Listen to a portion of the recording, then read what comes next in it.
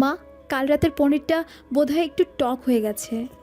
শাশুড়ি একবার চোখ তুলে তাকালেন, মুখে বলেননি কিছু, কিন্তু সেই দৃষ্টিতে একরকম সতর্ক সংকেত। আনন্দী বুঝে গেল আজকের রান্না নিয়েও কিছু না বলাই ভালো।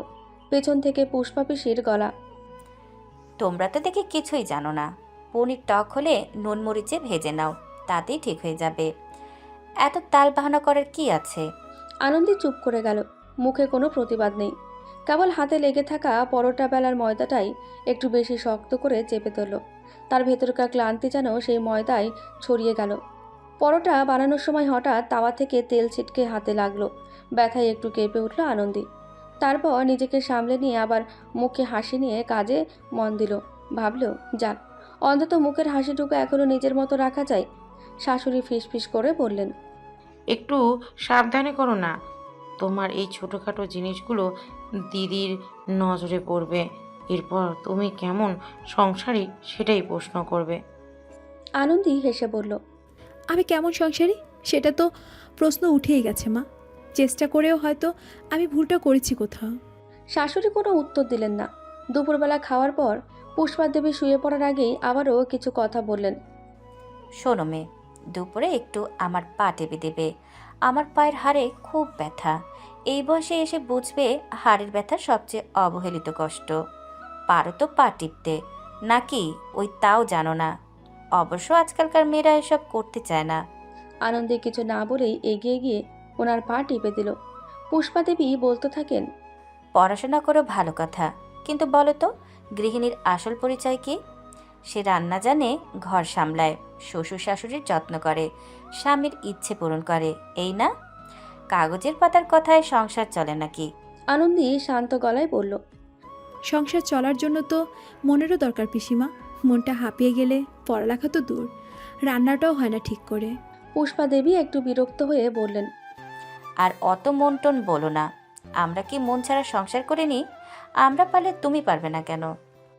আনন্দী চুপ করে থাকলো। এই প্রশ্নের উত্তর সে বহুবার নিজের মনেই খুঁজেছে, কিন্তু পায়নি। পা টিপতে টিপতে ধীরে ধীরে চোখ যায় ঘড়ির কাঁটার দিকে। নিজের পড়ার সময়, বিশ্রামের সময় সব যেন কোথাও আটকে গেছে এই অবাঞ্ছিত দায়বাধ্যতার জালে। একসময় পুষ্পা পিসির চোখে লেগে এলো একসময় পুষ্পা পিসির চোখ লেগে এলো, আর আনন্দে ধীরে ধীরে সরে গেল। মুঠো ফোনটা হাতে নিল সে, একটা বার্তা লিখল, মা, একটু কথা বলতে চাই, একা লাগছে খুব। কিন্তু পাঠালো না, মুছে ফেললো আবার। বিকেলে ড্রয়িং রুমে বসে পুষ্পা দেবী পুরনো অ্যালবাম খুলে বসেন।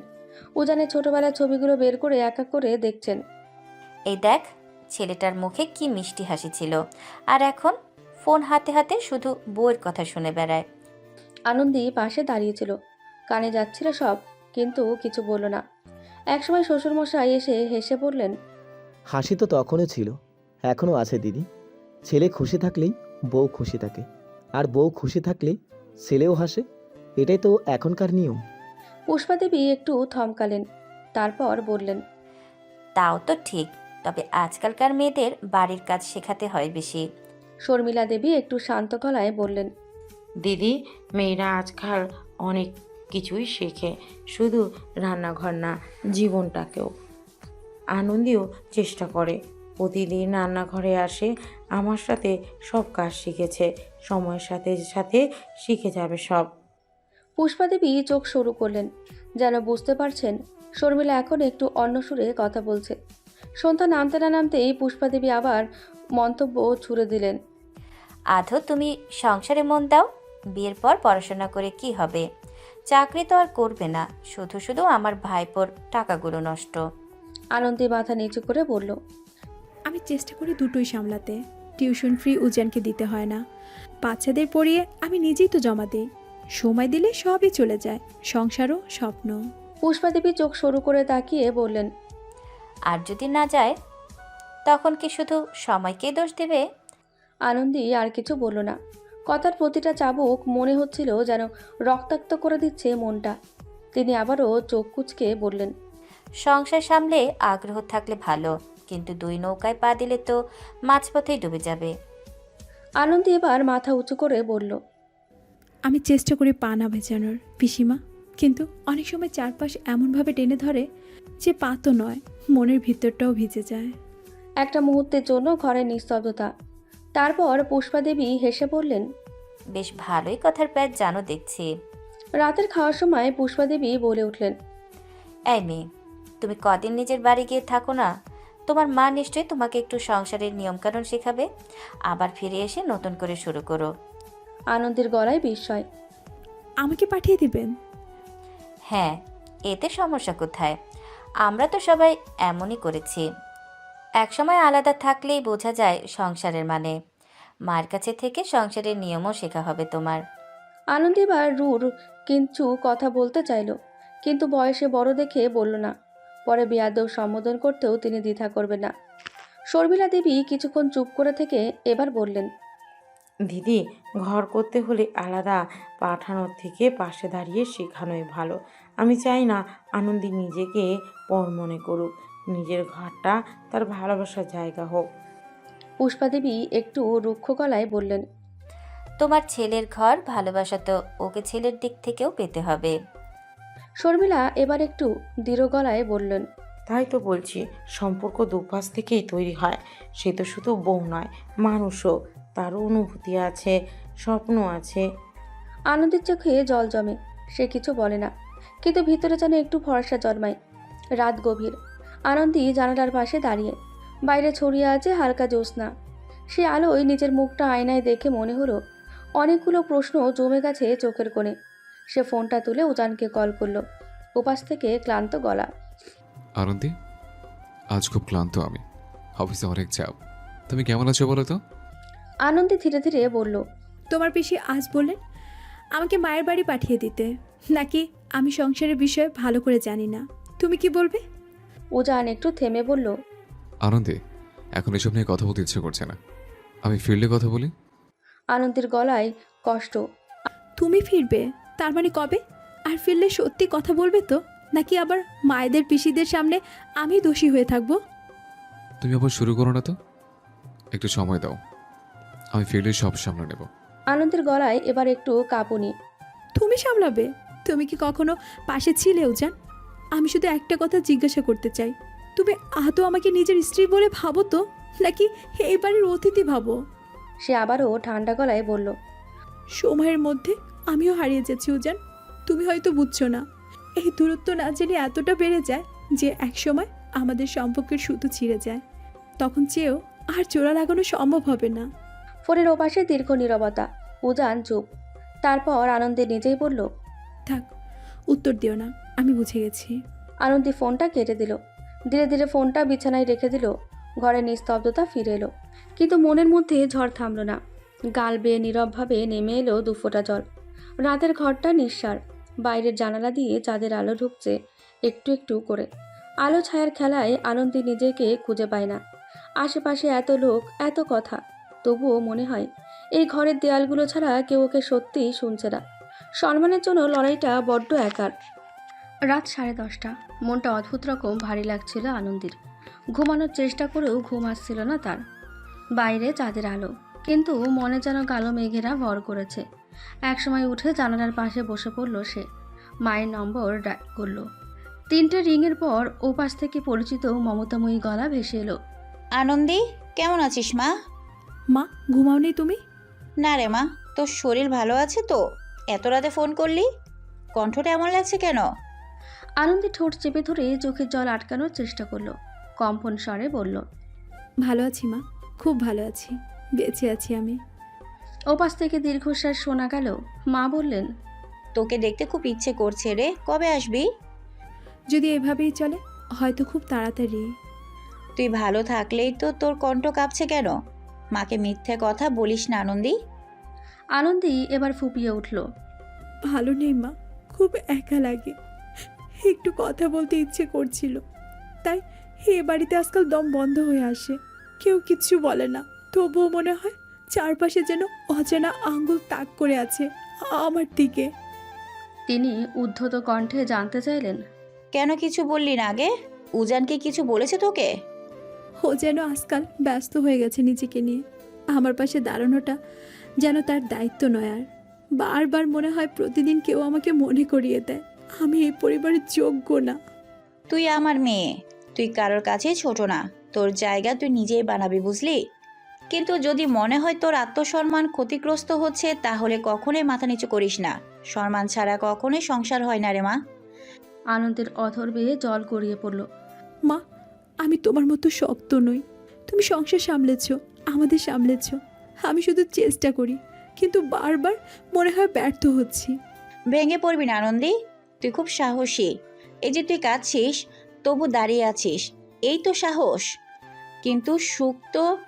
কিন্তু সুখ শুধু সহ্য করে পাওয়ার নয়। নিজেকে হারিয়ে ফেলে যদি সংসার চলে সেটা সুখ নয় মা। আমি এখন কি করব মা? এক্ষুনি যদি এমন পরিস্থিতি হয়, আমি কি ভবিষ্যতে আদৌ সুখের সংসার করতে পারবো? নিজের মনকেও শোন আনন্দী। যদি তুই মনে করিস এই সম্পর্কটা একতরফা হয়ে গেছে, তাহলে আজ স্রোতের সঙ্গে ভেসে যাবি না। নিজের জন্য একটুখানি শান্তি খুঁজে নে। তবে হ্যাঁ, ঝোঁকের বশে কখনোই কোনো সিদ্ধান্ত নিবি না। রাগের মাথায় নেওয়া সিদ্ধান্ত কখনোই সুখকর হয় না। আমি সবসময় তোর পাশে থাকবো। তোর জন্য যা সুখকর তা করতে কখনোই পিছপা হব না। আনন্দী আর কিছু বলল না। চোখের কোণে জমে থাকা জল মুছে নিল চুপচাপ।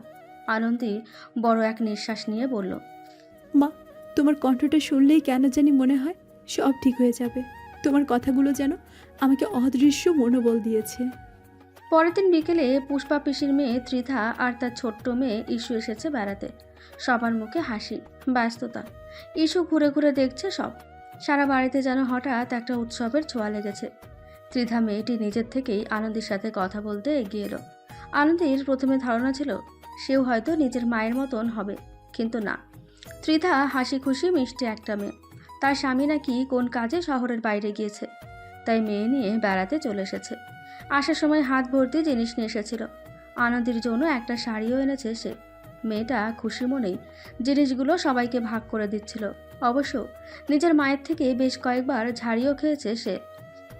এত টাকা খরচ করার কি দরকার ছিল?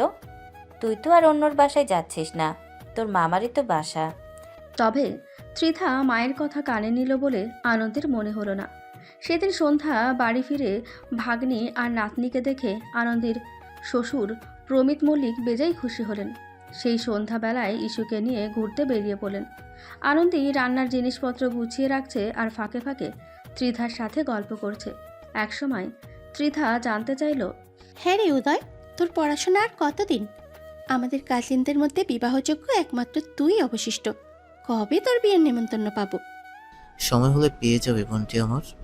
ফোন চালাতে চালাতে বসার ঘর থেকে জবাব দিল উদয়। কোথা থেকে পুষ্পা পিসির আগমন ঘটল। তিনি সোফায় বসতে বসতে জবাব দিলেন, তোর মাকে তো বললাম এখন থেকেই মেয়ে দেখতে থাকো, বিয়ের সময় না হয় বিয়ে করলো। তোর মা তো আমার কথা কানেই তুললো না। বেশি বুঝলে আসলে এই সমস্যা। ঠিকই করেছে। আর তোমার পছন্দের মেয়ে আমি বিয়ে করব না। কেন রে বাপু, আমি বুঝি তোর জন্য খারাপ মেয়ে পছন্দ করব? না, তুমি বেশি ভালো মেয়ে পছন্দ করলে তখন সমস্যা। বেশি ভালো আবার আমার সহ্য হয় না। ভাইপোর কথা শুনে চোখ মুখ কুঁচকে গেল পুষ্পা দেবীর। আধা ঘন্টা 1 ঘন্টা পর ফিরে এলেন প্রমিত মল্লিক এবং ইস্যু। এক হাতে তিনি ইস্যুর হাত ধরে আছেন, অপর হাতে কয়েকটা ব্যাগ। বাচ্চাটা দৌড়ে মায়ের কাছে এলো।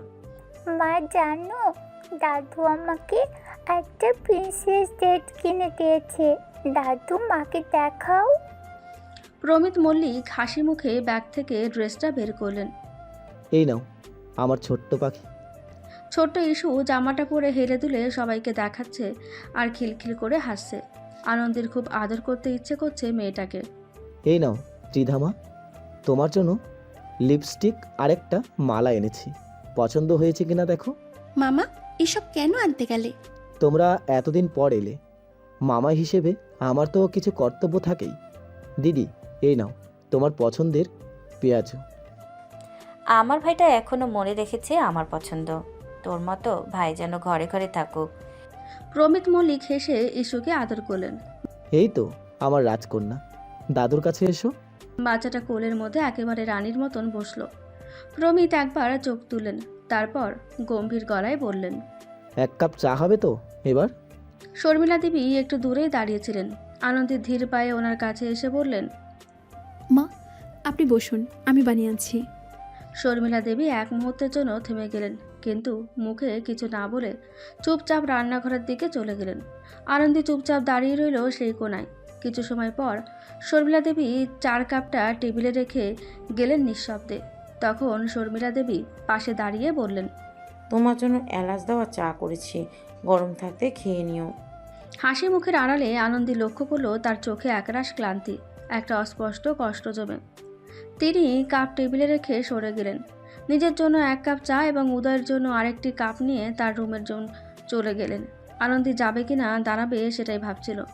প্রমিত মল্লিক তাকে ডেকে বললেন, বৌমা, কিছু মনে করো না, আমি তোমার জন্য আনতাম, কিন্তু তুমি কি পছন্দ করো না করো তা তো আমি জানি না।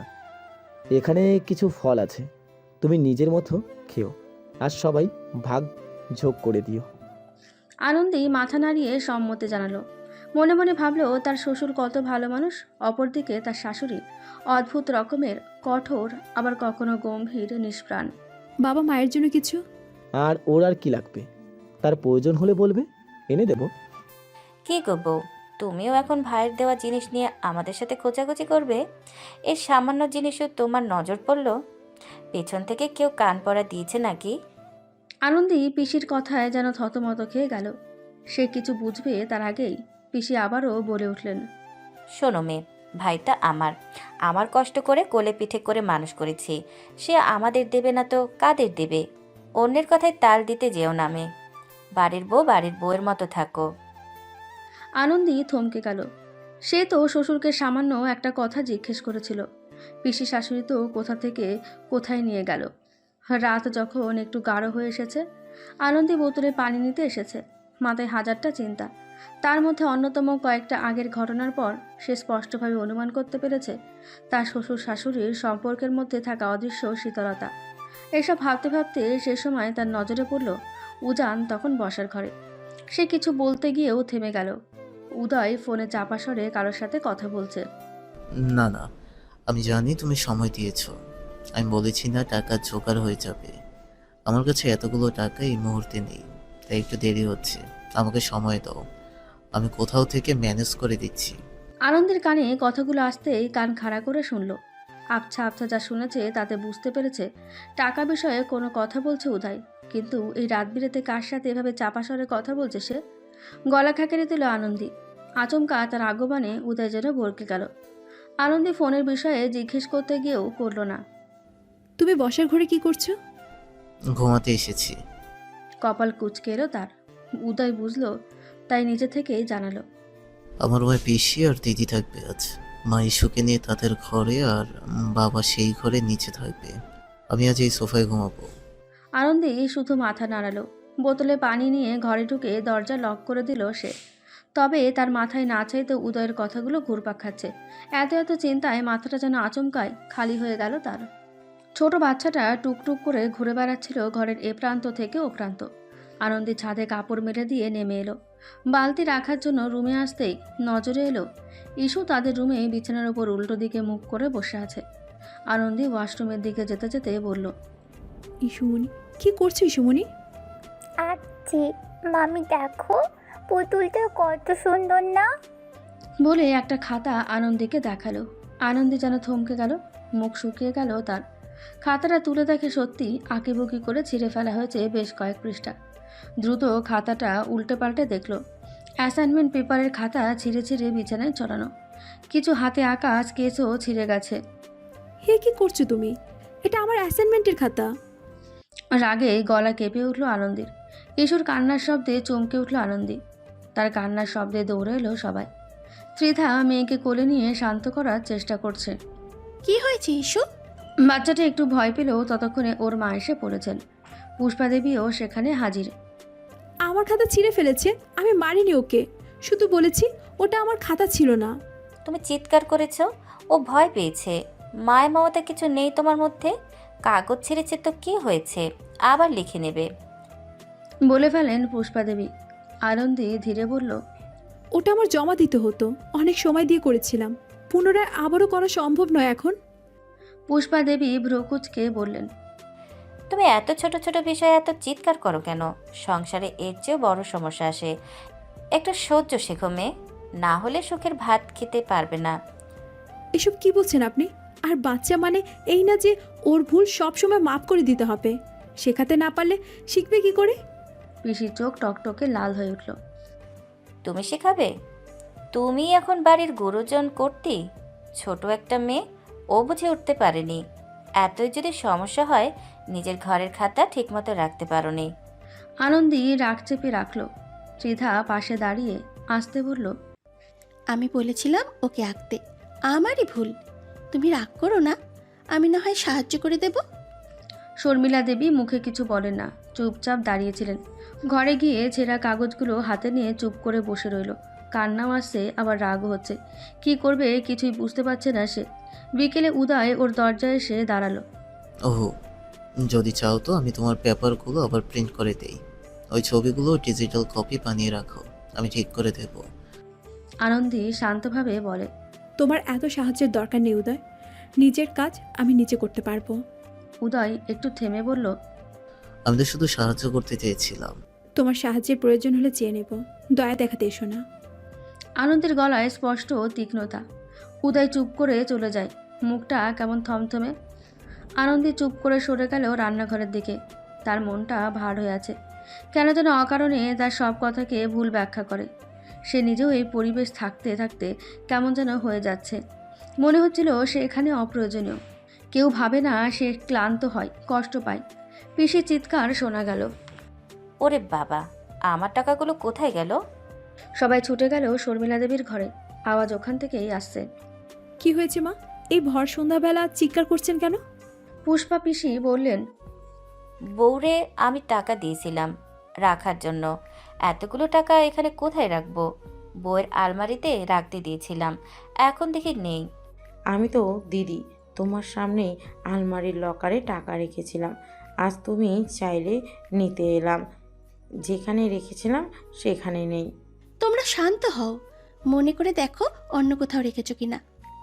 না ত্রিধা, আমার মনে আছে দিদির টাকার সাথে আমাদের টাকার বান্ডিলও কয়েকটা নোট কম।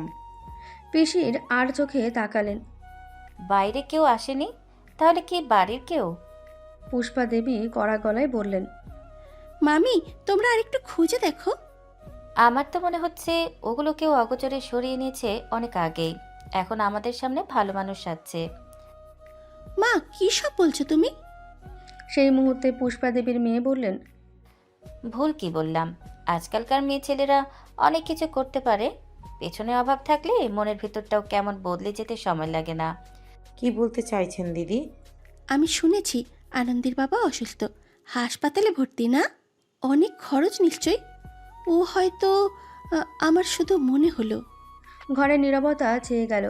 আনন্দির চোখ কপালের দিকে উঠল। কি বলতে চাইছেন আপনি? মায়ের আলমারি থেকে টাকা আমি নিয়েছি? তোমাকে তো আমি ঘর গোছাতে ওই ঘরে যেতে দেখলাম। তুমি তো জানোই চাবি কোনটা। আনন্দী অবাক নয়নে তাকিয়ে আছে। পিসিমা, আপনি কি বলছেন?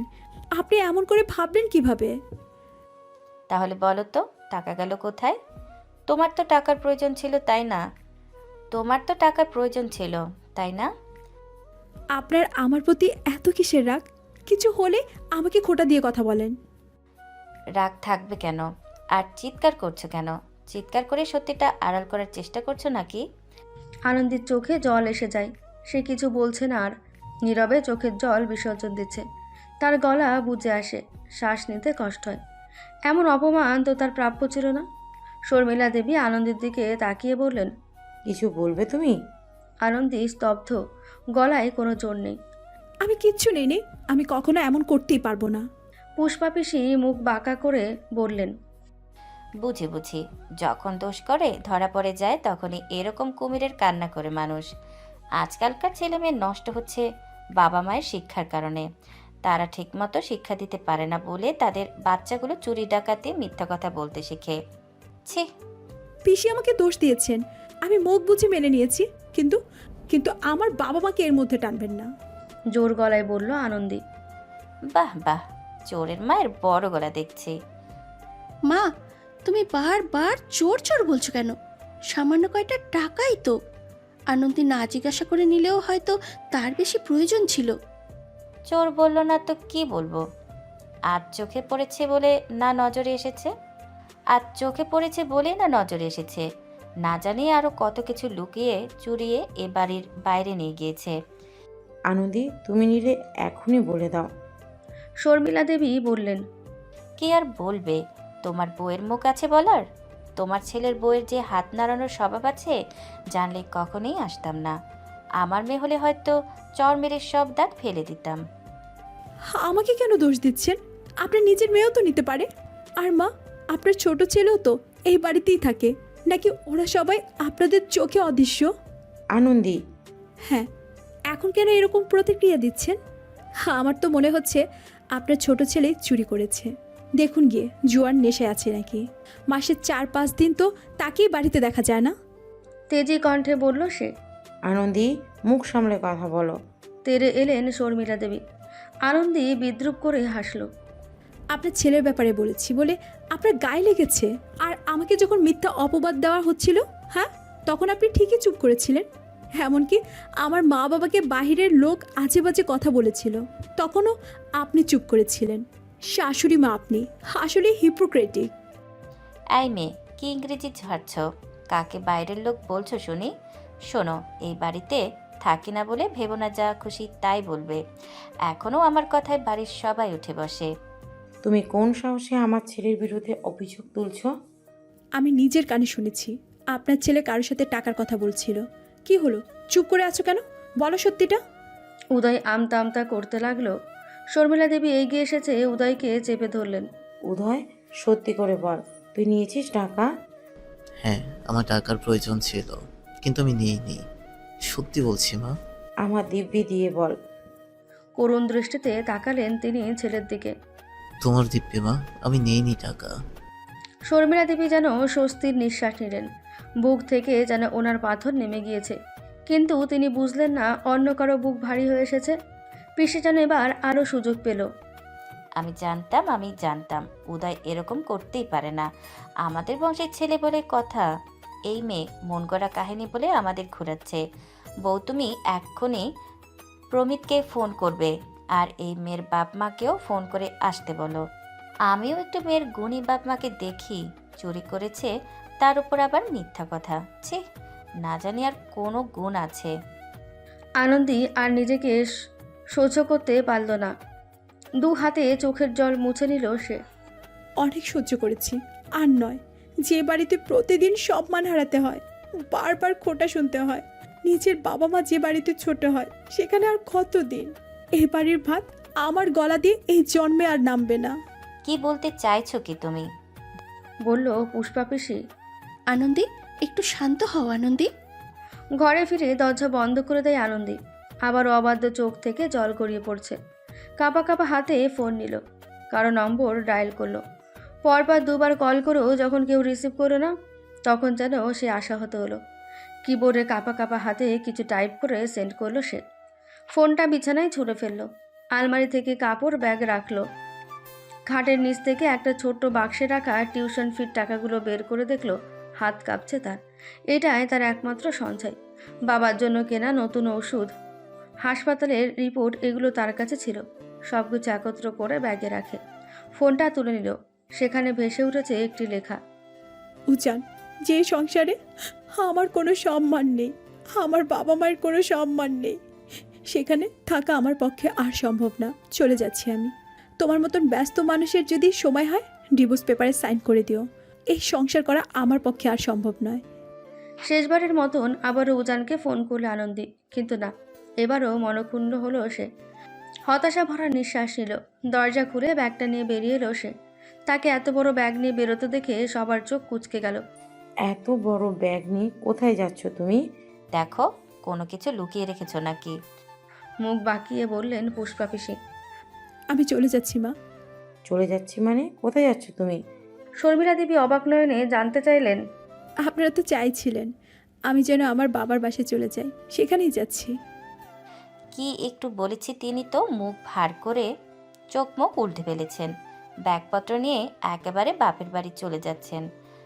আজকালকার মেয়েদের কত তামাশা।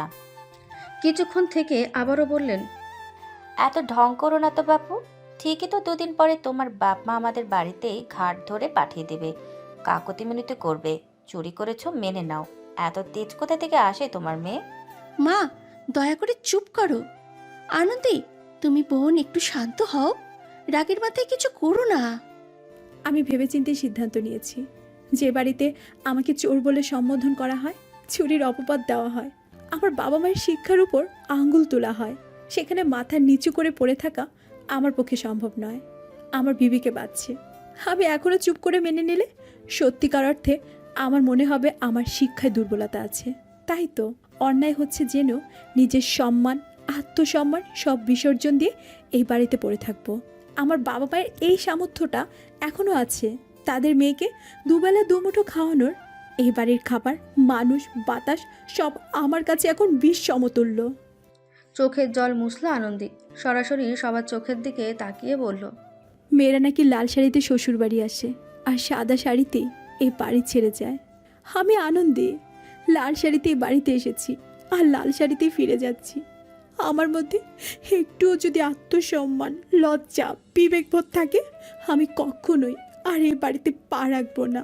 আর কখনো আমি ওই বাড়িতে ফিরে এলে লাল শাড়িতে নয়, সাদা শাড়িতে ফিরে আসবো। বাস স্ট্যান্ডে নেমে ধীর গতিতে হাঁটছিল আনন্দী। বিকেল গড়িয়ে সন্ধ্যা হতে চলেছে। বাতাসে একটা চাপা ঠান্ডা অনুভব, যা তার গায়ে না লাগলেও বুকের মধ্যে টনটন করছে। বেহায়ার মতন ফোনটা আবার বের করে দেখল, কোনো কল নেই, কোনো মেসেজও না। সে চোখ বন্ধ করে গভীর একটা শ্বাস নিল। উজান ফোন করলো না, একটা বারও ফোন করলো না। আনন্দী ঠোঁট কামড়ে নিজের চোখের জল আটকে রাখল। সে জানে এই লড়াই তাকে একাই লড়তে হবে, নিজের জন্য, নিজের আত্মসম্মানের জন্য। কিন্তু বেহায়া মন যেন বারবার অন্য কিছু চাইছে। হয়তো একটু ক্ষীণ আশা আছে তাই। ঘরের দরজাটা খুলে দিল তার বাবা, চোখে অব্যক্ত উদ্বেগ। খানিক পরে মা এলেন। আনন্দী, তুই এই অবেলায় মা? আনন্দী চোখ নিচু করে ফেলল। বাবা মায়ের দিকে সরাসরি তাকানোর সাহস নেই তার। চোখের জল আটকে রেখে নড়বড়ে কণ্ঠে শুধু বলল, আমার ও বাড়িতে একা লাগছিল খুব, নিঃশ্বাস ভারী হয়ে আসছে। তোমাদের সাথে একটু থাকতে চাই। মা কিছু বলল না, এগিয়ে এসে মেয়েকে জড়িয়ে ধরল। মায়ের পরম যত্নে আনন্দী আর নিজেকে ধরে রাখতে পারল না। হালকা শব্দে কান্না করে ফেলল এবার। কি হয়েছে মা? শরীর খারাপ লাগছে? মা গো, আমাকে কিছুদিন এই বাড়িতে ঠাঁই দিবে মা। এত এত মানুষের মাঝেও আমার যে খুব একা লাগে। একা চলতে চলতে এই অল্প সময়ে যে আমি হাঁপিয়ে উঠেছি। আমাকে কিছুদিন তোমার মাঝে লুকিয়ে রাখবে মা, যেন কেউ ছুতে না পারে, দেখতে না পারে, অকারণে দোষারোপ করতে না পারে। মা, ও মা, বলো না, ঠাঁই দিবে আমাকে? বাবা মাথায় হাত বুলিয়ে দিলেন আলতো করে। ধীরে ধীরে বললেন, এটা তো তোমার বাড়ি আনন্দী, এই বাড়িতে থাকতে চাইতে হয় না। তোমার জন্য এই বাড়ির দরজা সবসময় খোলা। মায়ের চোখও জলে চিকচিক করছিল, তবু গলার স্বর শক্ত রাখলেন। তোর শরীরটাও খুব দুর্বল দেখাচ্ছে। আয় ভিতরে আয়, তারপর বাকি যা বলার বলবি। সন্ধ্যা নেমে এসেছে। ছাদের ওপরে বসে অনন্ত আকাশের দিকে তাকিয়ে আছে আনন্দী। চারপাশে যেন এক আশ্চর্য নীরবতা। মাথার ভেতর এখনও ধ্বনিত হচ্ছে সে অপমানের শব্দগুলো। চোর, শিক্ষা নেই, মিথ্যাবাদী। বাবা একটু আগে কথার ফাঁকে জিজ্ঞেস করেছিলেন, কি হয়েছে রে মা, এমন করে হঠাৎ করে চলে এলি কেন? কিন্তু আনন্দী শুধু বলেছিল, তোমাদের কথা মনে পড়ছিল। তার ফোনটা বারবার কাঁপছে। নাম্বারটা দেখে আনন্দী চোখ নামিয়ে নেয়। উজান। আনন্দী ধরল না, কেটেও দিল না। অনুভূতিহীন দৃষ্টিতে শুধু তাকিয়ে রইল। মেয়েটার কি হয়েছে বলতো? তার কথার সাথে হাবভাবের কোনো মেল পাচ্ছি না। তার নীরবতার মাঝেও যেন চাপা কষ্ট আটকে আছে। আমার তো খুব চিন্তা হচ্ছে মেয়েটার জন্য, বলল আনন্দীর বাবা। তার মা বললেন, তোমার কথাও একেবারে ফেলে দেওয়ার মতো নয়। ওকে একটু সময় দাও, নিজেকে একটু স্বাভাবিক করো। আমি ধীরে সুস্থে জিজ্ঞেস করব। তুমি বেশি টেনশন করো না, প্রেশার বেড়ে যাবে। তুমি অসুস্থ হয়ে পড়লে মেয়েটা আরও টেনশনে পড়ে যাবে। তুমি শান্ত থাকো। ঘড়িতে রাত 10টা। আনন্দী বাড়ির ছোট ঘরটায় চুপচাপ বসে আছে। জানালার পাশে রাখা টেবিলের ওপর মাথা গুঁজেছিল সে। বাইরের রাস্তার আলো ঘরের ভেতর লম্বা ছায়া ফেলেছে। মা বারবার ডাকছেন, আনন্দী খেয়ে নে মা। এতক্ষণ ধরে বসে আছিস কেন? মাথা ব্যথা করছে। আনন্দী বলল না কিছুই, শুধু মাথা নাড়িয়ে জানিয়ে দিল, না, খেতে ইচ্ছে করছে না। মা ফিরে গেলেন। কিন্তু আনন্দের বুকের ভিতরটা যেন ক্রমশ ভারী হয়ে উঠছে। সে জানে কেউ বুঝবে না এই চুপ করে থাকা মানে কি, কেউ বুঝবে না তার ভিতরে কতটা লজ্জা, অপমান, হতাশা জমে আছে। আবারও ফোনটা বেজে উঠল, পরপর 3বার। উজান আনন্দী স্ক্রিনের দিকে তাকিয়ে রইল, না ধরল, কেটেও দিল না। এবারের মতন চতুর্থবারেও ফোনটা বেজে উঠল, শেষমেশ সে ধরল। আনন্দি, কোথায় গেছো তুমি? হঠাৎ করে চলে গেলে কেন? আর এসব কি মেসেজ দিয়েছ? আমি তো কিছু বুঝতে পারছি না। উজানের কণ্ঠে বিরক্তি এবং উৎকণ্ঠা মেশানো। আনন্দী নিস্তেজ গলায় বলল, তুমি জানো না, কারণ জানার চেষ্টাও করো না। উজান থমকে গেল, তারপর ধীরে বলল, আমি খুব ব্যস্ত ছিলাম আনন্দি, জানো তো কাজের চাপ কত বেশি। এবার আনন্দে যেন রেগে গেল। কাজ কাজ আর কাজ, যখনই জানতে চাই তুমি কাজে ব্যস্ত থাকো। আচ্ছা উজান, বলো তো, এটা সত্যি নাকি শুধুই অজুহাত, দায়িত্ব পালন না করার অজুহাত? আনন্দি, আমি জানি আমি অনেক ব্যস্ত থাকি, হয়তো তোমার পাশে থাকার মতো মানুষ নই, কিন্তু তুমি বাড়ি ছাড়ার আগে একবার আমার সাথে কথা বলতে পারতে। তুমি কখনোই বোঝোনি উজান, আমি চিৎকার করে বলেছি, শোনেননি। আমি চুপ থেকেছি, তখন তো ভেবেছিলেন আমি ভালো আছি। তুমি শুধু নিজের মতন ভেবে নাও। জানো না আমি কি কখনো তোমার কাছে বলতে পেরেছি আমি কেমন আছি? বলার সময় পেয়ে থাকলে বুঝতে পারতে। আমার চোখের নিচে কালি, হাসির আড়ালে ভাঙন, নীরবতার গভীর লুকিয়ে থাকা কান্নাগুলো। এই সমস্যার ব্যাপারে তুমি ডিভোর্সের মতন এত বড় সিদ্ধান্ত নিলে আনন্দি। আমাকে একটা সুযোগ দাও, একটু সময় দাও। সময়, সুযোগ? তোমার বাড়ির লোকেরা আমাকে চুরি করার অপরাধ দিয়েছে উজান। আমার বাবা মায়ের শিক্ষাকে অপমান করা হয়েছে। তুমি জানো সবচেয়ে কষ্টের কি ছিল? আমি যখন দাঁড়িয়ে কাঁদছিলাম তখন কেউ আমার পাশে দাঁড়ায়নি, এমনকি তোমার মা একটা কথাও বলেনি আমার পক্ষ নিয়ে। আমাকে যখন সবাই চোর বলে অপবাদ দিচ্ছিল, স্বামী হিসেবে তুমি আমার পাশে ছিলে না উজান। তো কিসের উপর ভরসা করে আমি তোমাকে সুযোগ দিব? উজান চুপ করে যায়, আনন্দের গাল বেয়ে জল গড়িয়ে পড়ছে। বাড়ির কাউকে প্রশ্ন করা হয়নি, কারো ব্যাগ তল্লাশি করার প্রশ্ন ওঠেনি, কেউ কোনো প্রশ্নের সম্মুখীন হয়নি। শুধু আমি সব অপমান এক পাশে রেখে আমি সবার প্রথমে তোমাকে ফোন করেছিলাম। তুমি যদি একটা বার ফোন ধরতে তাহলে হয়তো হয়তো আজ এই চিত্র অন্যরকম হতো। তোমার জন্য অনেক অপেক্ষা করেছি উজান, কিন্তু এখন বুঝেছি তোমার জন্য অপেক্ষা করাও একটা ভুল ছিল। এক মুহূর্তে নিঃশব্দতা, তারপর উজান বলল, আমাকে একটা সুযোগ দাও আনন্দি। আমি 2 দিনের মধ্যে অফিস থেকে ছুটি নিয়ে ফিরছি, আমি ফিরে সব ঠিক করে দেব। সংসার, পরিবার, দায়িত্ব এসব তো আমি করেছি। আমি চাইনি তুমি সব ফেলে আমার পাশে বসে থাকো। আমি শুধু চাইতাম তুমি বোঝো আমি একা হয়ে যাচ্ছি। বুঝছেন, আমাদের সম্পর্কটা এখন বাজি ছাড়া নৌকার মতন, সময়ের সাথে সাথে তা মাঝ নদীতে চলে যাচ্ছে। দমকা হাওয়ায় এক সময় তা ডুবে যেতে সময় লাগবে না। ফোনের ওপাশ থেকে দীর্ঘ নিঃশ্বাস শোনা গেল। একটা চাপা নিঃশব্দ ছেয়ে গেল উজানের ভিতরেও। সে আর কিছু বলল না, আনন্দীও না। ফোনটা কেটে গেল। দুপাশে নীরবতা রেখে আনন্দী ফোনটা রেখে দিল। নিজের পুরনো ডায়েরিটা খুঁজে বের করলো। শরীরটা যেন ছিঁড়ে দিচ্ছে, হাত যেন চলছে না।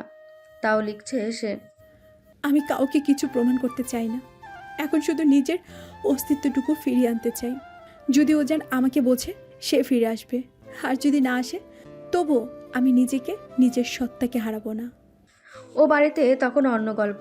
পুষ্পা দেবী সেই কখন থেকে বিলাপ করে চলেছেন, বলছেন, বেয়াদব মেয়ে, মুখের উপর যা তা শুনিয়ে গেল। আজকালকার মেয়েরা তো মাথায় চড়ে থাকতে চায়, একটু কিছু বললেই উল্টো জবাব দেয়, না হয় মুখ ফুলিয়ে বসে থাকে। আমাদের সময়ে স্বামী সংসার মানেই ছিল সব কিছু। এখনকার মেয়েরা নিজের ইচ্ছে মতো চলে। শ্বশুরবাড়ি কি, সংসার কি, তার কোনো মানেই বোঝে না। খালি জানে পটের বিবি সেজে থাকা আর চ্যাটাং চ্যাটাং কথা। চায়ের কাপটা পাশে রেখে ঘুমটা একটু টেনে নিয়ে আবারও বললেন, আমি তো প্রথমেই বুঝেছিলাম মেয়েটা একটা মিচকা শয়তান, মুখে শান্তশিষ্ট কিন্তু ভেতরে শয়তানি। আমি জানতাম একদিন না একদিন কিছু একটা করেই বসবে, আর করেছেই তাই। বাড়ির মান সম্মান সব শেষ করে সব কিছু ফেলে চলে গেল। এমন সাহস! আমাদের সময় এটা ভাবতেও পারতো না কেউ। শর্মিলা দেবী মুখে কিছু না বললেও চুপচাপ শুনছিলেন। পুষ্পা দেবী থেমে না গিয়ে আবার বললেন, আমি তো বলেছি বহুবার, ছেলেদের মাথা ঘুরিয়ে দেয় এরা।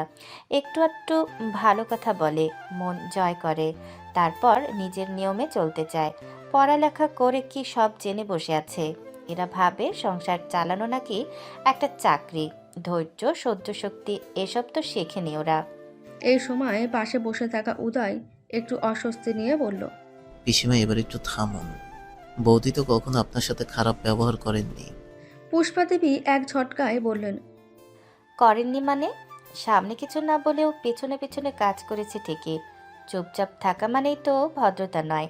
ভদ্রমেয়েরা কথা শুনে চলে, মুখে কিছু না বলে কাজ দিয়ে বুঝিয়ে দেয়। আর ও নিজের সিদ্ধান্ত নিয়ে ব্যাগ গুছিয়ে বাড়ি থেকে বেরিয়ে গেল। আমি বলি, এমন মেয়েকে নিয়ে সংসার করা মানেই কাল। শর্মিলা দেবী এবার মুখ খুললেন, একটু গলা নামিয়ে বললেন, ছোট মানুষ তো, হয়তো ভুল করে ফেলেছে। আমাদের ওরকম ব্যবহার করা উচিত হয়নি। পুষ্পা দেবী তা শুনেই একটু কটাক্ষ করে হাসলেন। তুমি না বউ, এখনো ওই মেয়ের পক্ষ নিচ্ছ? এরকম মেয়েরা সংসার নয়, নাটক করতে আসে। চলে গিয়েছে ভালোই হয়েছে। কয়েকদিন থাকলে বুঝবে বিয়ের পর বাপের বাড়ির ভাতের মজা। খুব তো বলেছে এই বাড়ির সব কিছু নাকি তার বিষ লাগছে। দেখবে এই বিষই তার কাছে কিছুদিন পর অমৃত লাগবে। উদয়, তোর বাবাকে পেলি? কথা ঘোরানোর জন্য বললেন শর্মিলা দেবী। উদয় অনুভূতিহীন কণ্ঠে জানালো, না, দেখো, হয়তো আবারও নতুন কোনো গ্রুপ নিয়ে ঘুরতে চলে গিয়েছে। আর কি বা জানেন তিনি? বাড়িতে কি আর ওনার মন টেকে? গিয়েছে তো সমস্যা কোথায়? ওই মেয়ে মানুষ নাকি সারাদিন ঘরদোর সামলাবে? আমার ভাইটা না হয় একটু ঘুরতে পছন্দ করে। জোয়ান থাকতে তোমাদের জন্য টাকা কামাই করতে করতে তো কোথাও যেতে পারেনি। তো এখন শখ পূরণ করতে না পারলে চিতায় গিয়ে করবে নাকি? উদয় বিরক্তি নিয়ে সরে গেল। শর্মিলা দেবী নীরবে দীর্ঘশ্বাস ছাড়লেন। শুনেও না শোনার মতন টিভি দেখায় মনোযোগ দিলেন। আনন্দীর মা এসে চুপ করে পাশে বসলেন, মাথায় হাত রাখলেন। আনন্দী চোখ খুলে তাকালো। তোর চোখ বলছে কিছু হয়েছে ও বাড়িতে, কিন্তু আজ তোকে কিচ্ছু জিজ্ঞেস করব না। নিজেকে শান্ত কর, মন যখন চাইবে তখন বলিস। এখন ঘুমা, আমি হাত বুলিয়ে দিচ্ছি। কাল সকালে আমরা ডাক্তার দেখাতে যাব। বাবার রিপোর্টগুলো তো তোর কাছে ছিল না, সেই রিপোর্টগুলোই দেখাতে হবে। আনন্দী মাথা নাড়ল। মনে পড়ে, হ্যাঁ, তার ব্যাগে সব রিপোর্ট, প্রেসক্রিপশন। সে ভাবল, যত যাই হোক, যতই তাকে অপমান করা হোক, একের পর এক সন্দেহের চোখে তাকানো হোক, সে ভেঙে পড়তে পারে না। যখন কেউ তার পাশে নেই তখন শুধু তার বাবা মায়ের তার দিকে ভরসার হাতটা বাড়িয়ে দিয়েছেন। যে জানে না আসল ঘটনা জানার পরও ওনাদের প্রতিক্রিয়া কীরূপ হবে। তবে তাকে শক্ত থাকতে হবে নিজের জন্য, নিজের বাবা মায়ের জন্য। সকালবেলা কড়া রোদের ভিতরেও বাড়ির আঙিনায় জমে উঠেছে এক অদৃশ্য শীতলতা। শর্মিলা দেবী চুপচাপ বসে আছেন সোফায়, হাতে ছোট এক কাপ চা, কিন্তু তা যেন গলা দিয়ে নামছেই না। পুষ্পা দেবী মুখ কালো করে সোফায় বসে আছেন। কালকে রাতের উত্তপ্ত কথোপকথনগুলো যেন এখনো ঘুরছে মাথায়। রাতের সে দৃশ্য এখনো জলজল করছে তাদের চোখে। আগের দিন, দুদিন পর কিভাবে ছুটি ম্যানেজ করে উজান বাড়ি ফিরে এসেছে। হাতের ব্যাগটা নামিয়ে রেখে কোনো কথাবার্তা না বলে একেবারে পুষ্পা দেবীর সামনে গিয়ে দাঁড়ালো সে। চোখে গাম্ভীর্যতা, ক্লান্তি মাখা মুখে একরা অস্থিরতা। আনন্দী কোথায় গেছে পিসি? পুষ্পা দেবী গলা খেকেড়ে দিয়ে বললেন, সে মেয়ে কি আমাদের জানিয়ে গিয়েছে? নিজে বেয়াদবি করে চলে গেছে, তার খোঁজ আমার কাছে কিভাবে থাকবে? উজান সোজা বলেছিল। তুমি বারবার আনন্দীকে অপমান করছো কেন পিসি?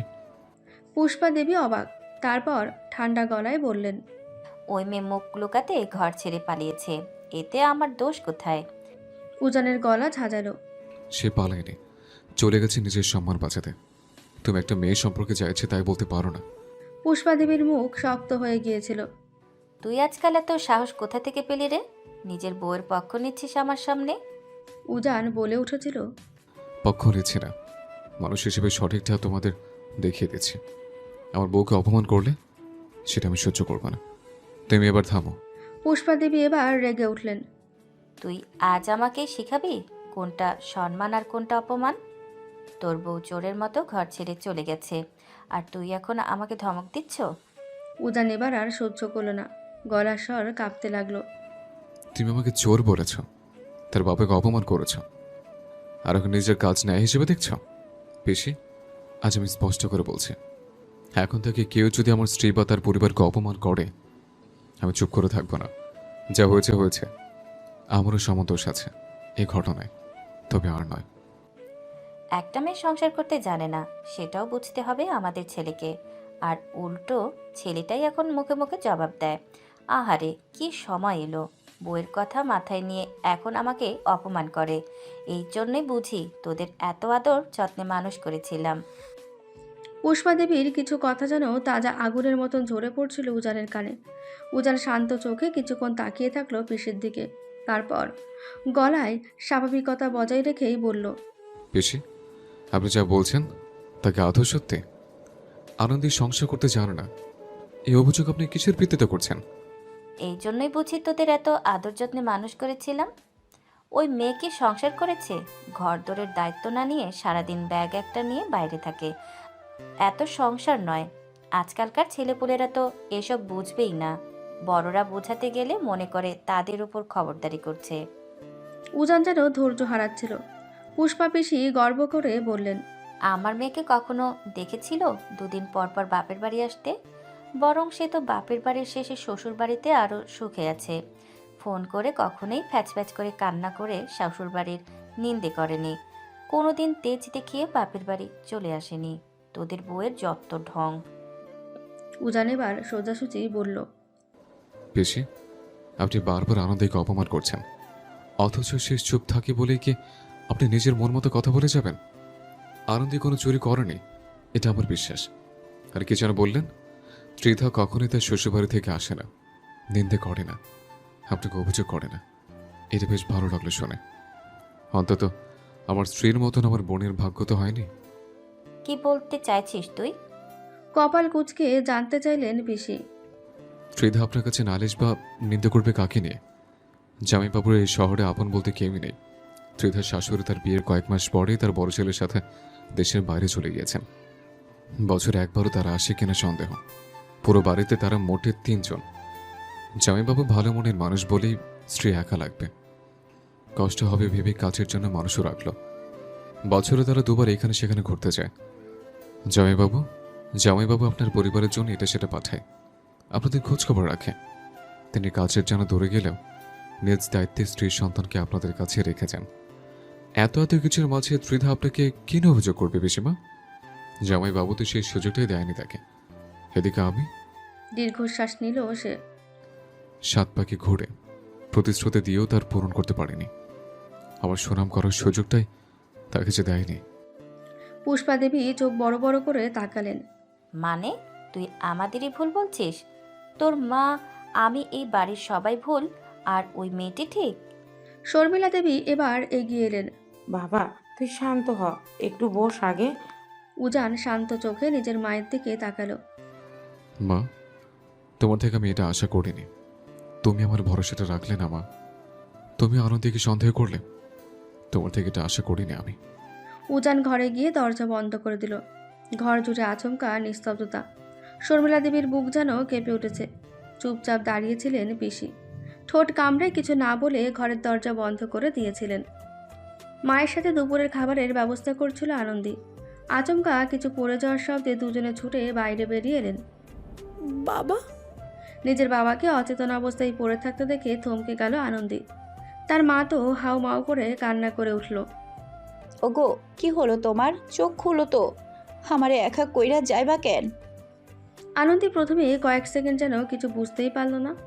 তারপর নিজেকে সামলে দ্রুত বাবার দিকে এগিয়ে গিয়ে দেখল হাত পা শক্ত হয়ে গিয়েছে, মুখ থমথমে, শরীরে হালকা কাঁপুনি। তার মা তখনই বাবার মুখে পানি ছেটাতে ছেটাতে বলে চলেছেন, চোখ খোলো আনন্দের বাপ, চোখ খোলো। মা তুমি এখানে থাকো, আমি গাড়ি আনছি। আনন্দী দ্রুত ছুটে বেরিয়ে এলো। রাস্তার পাশে দাঁড়িয়ে প্রায় কাঁপা কাঁপা হাতে একটা অটো থামালো। ততক্ষণে পাড়াপড়শিরাও চলে এসেছে। কয়েকজন মিলে বাবাকে তুলে অটোর ভেতরে। হাসপাতালের পথ যেন আর ফুরাতে চাইছিল না। প্রতিটা মোড় পার হওয়ার সাথে সাথেই আনন্দের বুকের ভেতরটা আরও ভারী হয়ে উঠছিল। বাবার মুখে ক্লান্তি নিস্তেজ, চোখে অনিশ্চয়তার ছায়া। তার হাতে শক্ত করে ধরা সেই পুরনো প্রেসক্রিপশনগুলোর দলা, যেগুলো আনন্দী নিজের ব্যাগে যত্ন করে রেখে দিয়েছিল। চোখে অজানা ভয় জমে আছে।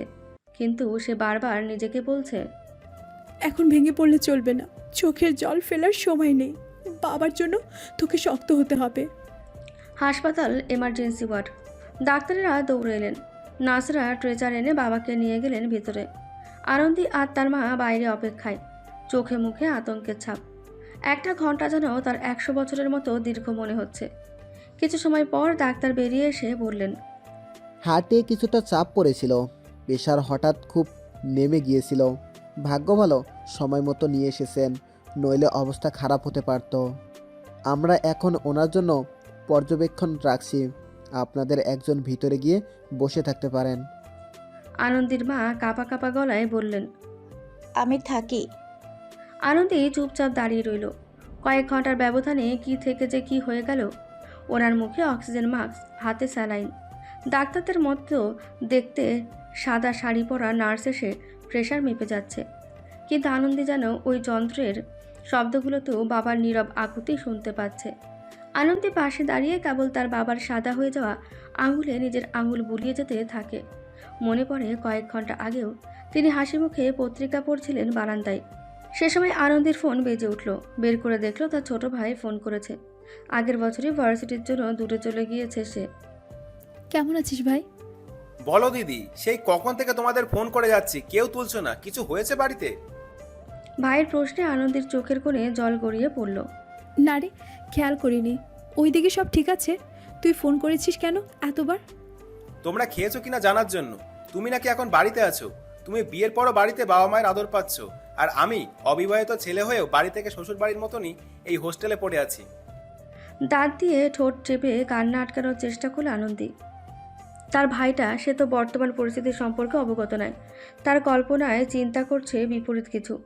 আসলেই একজন কখনোই অন্যজনের পরিস্থিতি সত্যিকার অর্থে বুঝতে পারে না, অনুভব করতে পারে না। ফোন কেটে মায়ের কাছে দিল আনন্দী। তিনি ক্লান্ত স্বরে জানতে চাইলেন কে ফোন করেছে। অয়ন মা, তুমি চিন্তা করো না, বাবা সুস্থ হয়ে যাবেন। কি থেকে কি যে হয়ে গেল আমার সংসারটা। বলেই ফুপিয়ে কেঁদে উঠলেন তিনি। আনন্দী মায়ের কাঁধে হাত রেখে শান্ত হতে বলল, মা তুমি থাকো, আমি বাসা থেকে ঘুরে আসছি, তাড়াহুড়া করে বের হলাম।